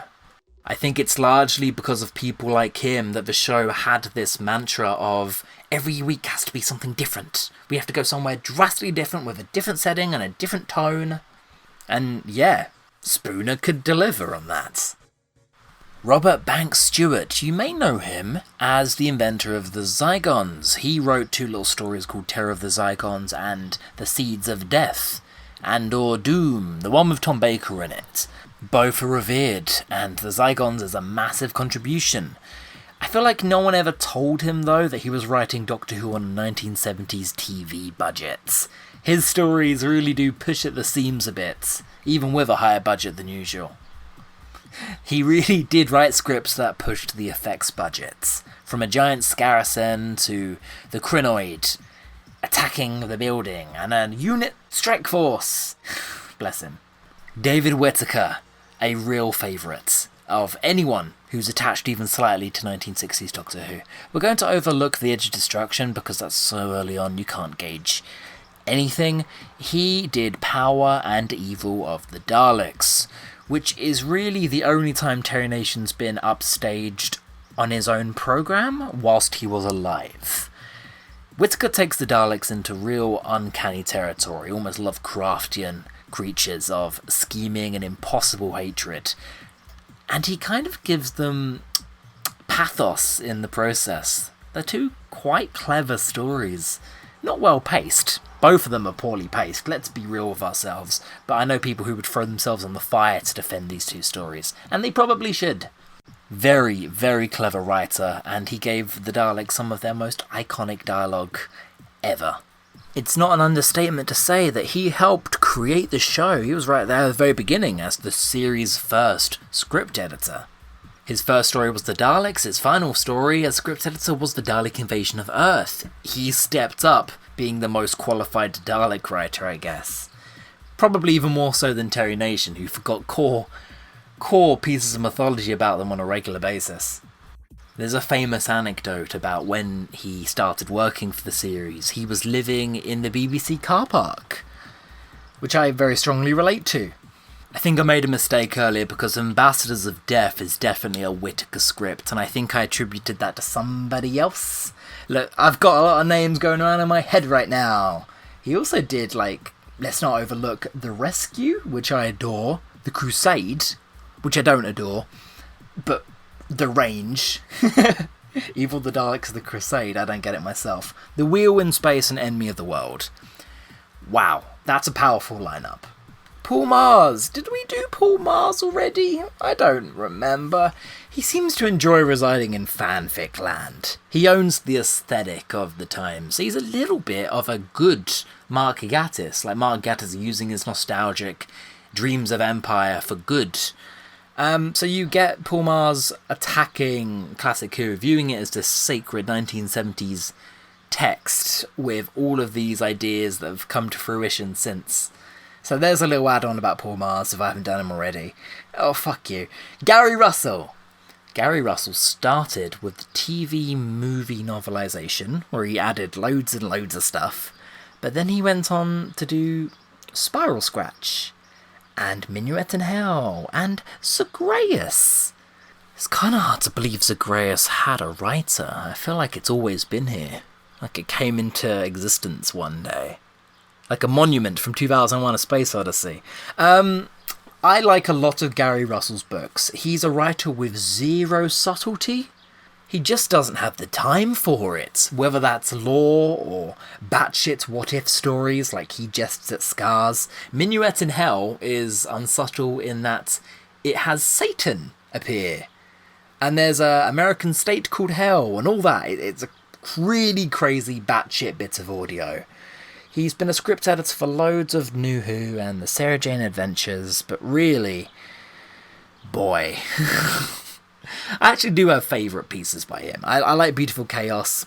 I like The Twilight Streets from Torchwood. He's a good individual writer, but he's still going to be remembered as the guy who tried to bring Zagreus into existence. Like Frankenstein's monster, it wasn't ready yet.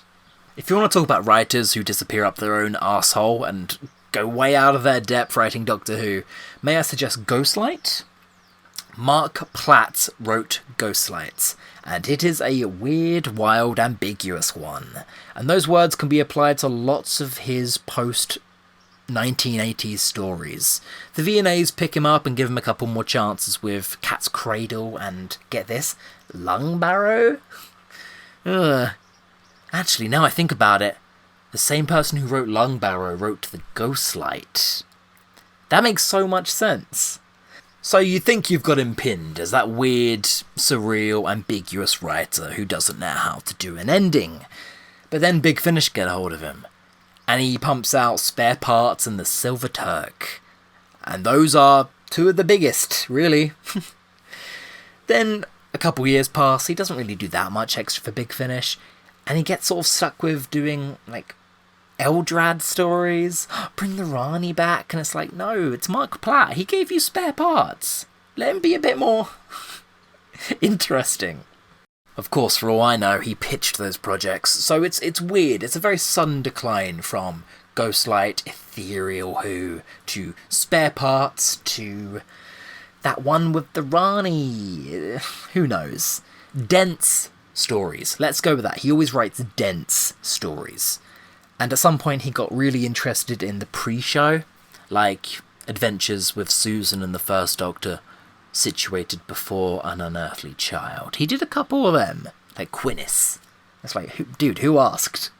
Oh, right, the guy who wrote Lungbarrow. Yep, makes sense. That tracks. Next up is Kate Orman, and I'm sorry to disappoint all the Kate Orman fans out there. She has her own, like, subsection of Who fandom.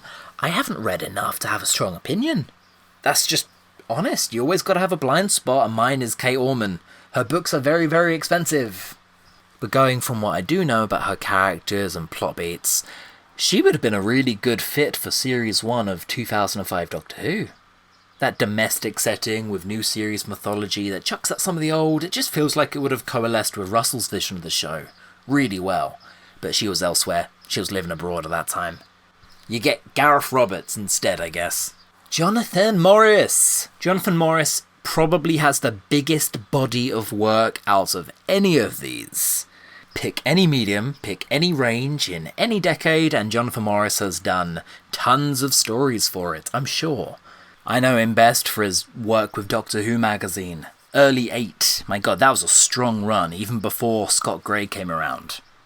I'd probably call him the biggest mover of the Wilderness years, just because he had so many fingers in different pies. As a result, it's kind of hard to get a read on, like, him as a writer. What does he specifically bring to the table? What's the Jonathan Morris flavour? I don't know. Just good stories, by the sounds of it, by the looks of it, yeah. I think his only flop is Flip Flop, which was unfortunately a little bit dodgy and right-wing, but he says it's a complete accident, which I think I have to believe. Because again, look at how many stories the guy wrote.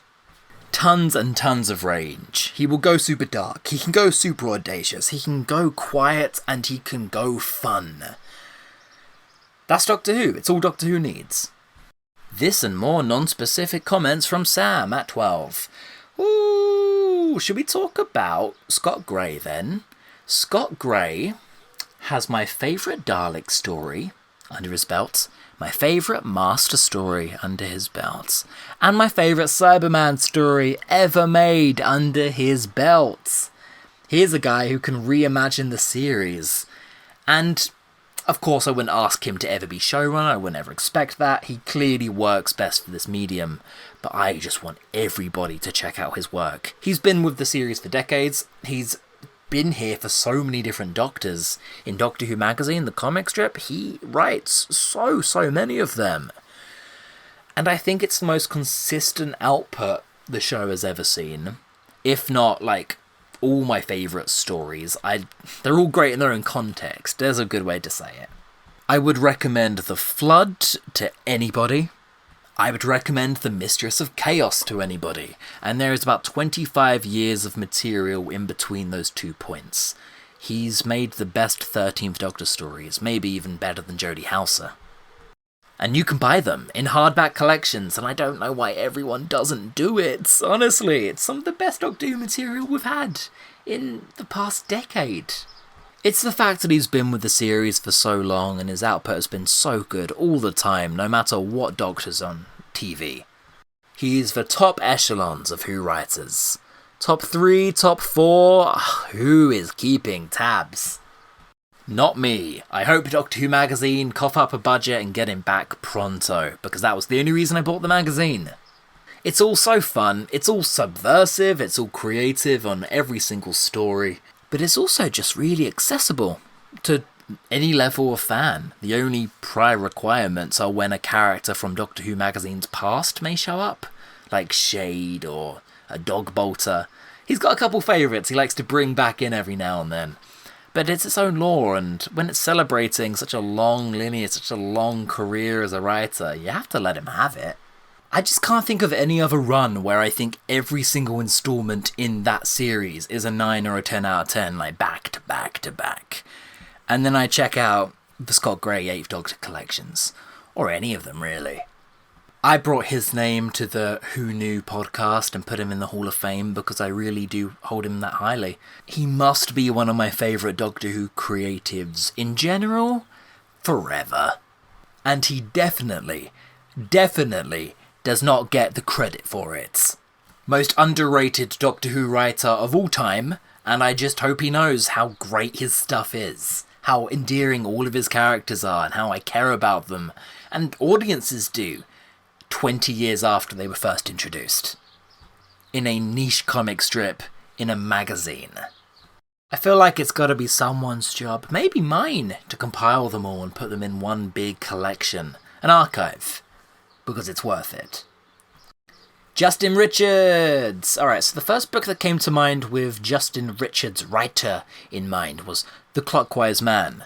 That was like a childhood book for me. It was always around. It was the most dog-eared book you've ever damn seen. But if I had to actually tell you what was inside that book and what it was about, I couldn't tell you. I could not tell you. That's not saying it's good, that's not saying it's bad. And I think that's true of a lot of his stories. Silhouettes, Deviant Strain. I read Deviant Strain last year and I feel the same way about it. Question marks come to mind. They go in one ear and out the other. Theatre of War is audacious fun. I know what that one's about because it's that crazy, how could you forget? But I think I prefer his reference books. The non-fiction Doctor Who stuff. That's also what I really grew up on. The legend continues. He's another face who's done one addition to every single Doctor Who spin-off range under the sun. But again, which ones? I would have to go on TARDIS Wiki to tell you. I feel like I was way too harsh on that one. I'm sorry, I got nothing. This has been a long, long list. And to invoke Justin Richards at the end of it, it fills my heart with nothing. Nothing comes to mind. But I know he'll have written some great stuff. Alright, should we do it now? Should we do a little Google? Justin Richards. Here we go. Born 14th September 1961, Justin Richards is a bland man. Oh my god, it actually says that on the wiki? That's horrible. That's not fair, that's not just. I think I'm losing my mind a bit from doing this long a video in one take. Fuck me. He did The Darksmith Legacy. He was the main writer behind the Darksmith Legacy. I like that range of books. A very weird line. So maybe I just like him when he's writing for little kiddies, like little kiddies. Because his BBC new series adventures with the 10th Doctor... No, I'm trying to be nice. They're very, very forgettable. Sorry, there's no bringing me round on this one. You heard the failed reconsideration in real time. I like the Darksmith Legacy books, I like Dreams of Empire, but not enough to stress. It's Guy Adams. Guy Adams does tons of Big Finish. He cut his teeth on Torchwood. In fact, I think he's Gwen's best writer. But then he goes on to write all of the best first and third Doctor adventures over on Big Finish. You know, the ones with David Bradley and the Pertwee impressionist. Yeah, no, all the good ones. They are all under Guy Adams, which sounds like a false name. That sounds like a writing pseudonym. Do you think Guy Adams and Guy Leopold go to the pub together? There's a lot of good hits from Guy. Mad Quake and Dark Universe and Sword of the Chevalier with Tennant Rose. Oh my god, that's a belter. Conversion and Ogron Doctor. You know, the one that had the Ogron Doctor in it. He's good. He's really good, actually. I'm going to put him top tier, I think, looking at this. I think the Torchwood origins really do bleed into the Doctor Who material, or at least that he goes for real-world darkness. He even finds a way to inject some of that cynicism into the first and third Doctor's eras. And Big Finish really trust him with some of their heavier swings. War Master Box Set 2, the really good one? Yeah, that's him at his most deranged. Other highlights include the Joe Grant story from The Legacy of Time, and also that big one at the end where they all cross over. An unforgiving task, but Big Finish were like, that's for you, Guy Adams. A man with a very real name. I think he's really something. He takes what I like about Torchwood and applies it to the whole franchise. But not as a rule. He never gets stuck in it. They even got this poor guy to write for River Song and Class. He wrote a Class audio. Wowee. They're lining up for that one. Alan Barnes. Whew, almost done. We are almost done. We're on Alan Barnes. So shit's about to get real. He did Storm Morning and Girl Who Never Was, the inventor and killer of Charlie Pollard. On TV, he did The Infinite Quest, which is basically as close as you come to Dalek Master Plan, Keys of Baroness, week-to-week serialised, so he got that, he got the brief on that perfectly. He does, best of all in my opinion, comedy stories. On Big Finish, he's got Castle of Fear and Heroes of Sontar, and those are both hilarious adventures. And they don't even have to ape Douglas Adams to do them. They're not twee, they're not whimsical, they're just funny. I think his big claim to fame would probably be Neverland. Oh wow, yeah, no, he really took charge of all the Charlie beats, huh?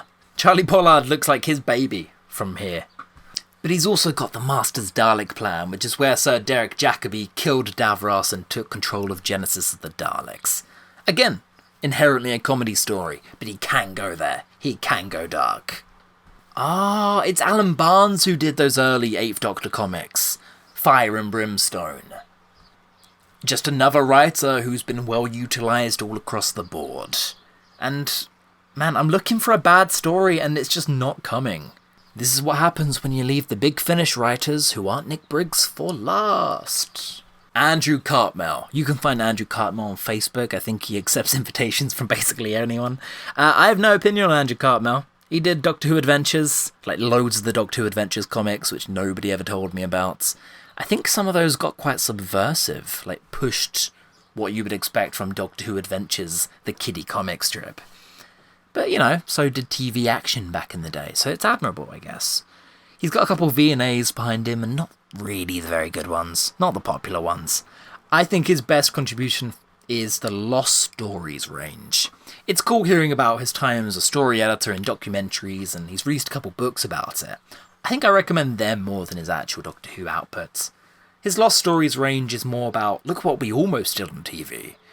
But, I don't know, would it have been good TV if these stories had made it? It remains unclear, even when you've listened to the Big Finish versions. I think even though he's been accepted into the Wilderness Years and the expanded material onwards, he still got cut short. His time as a writer got cut short.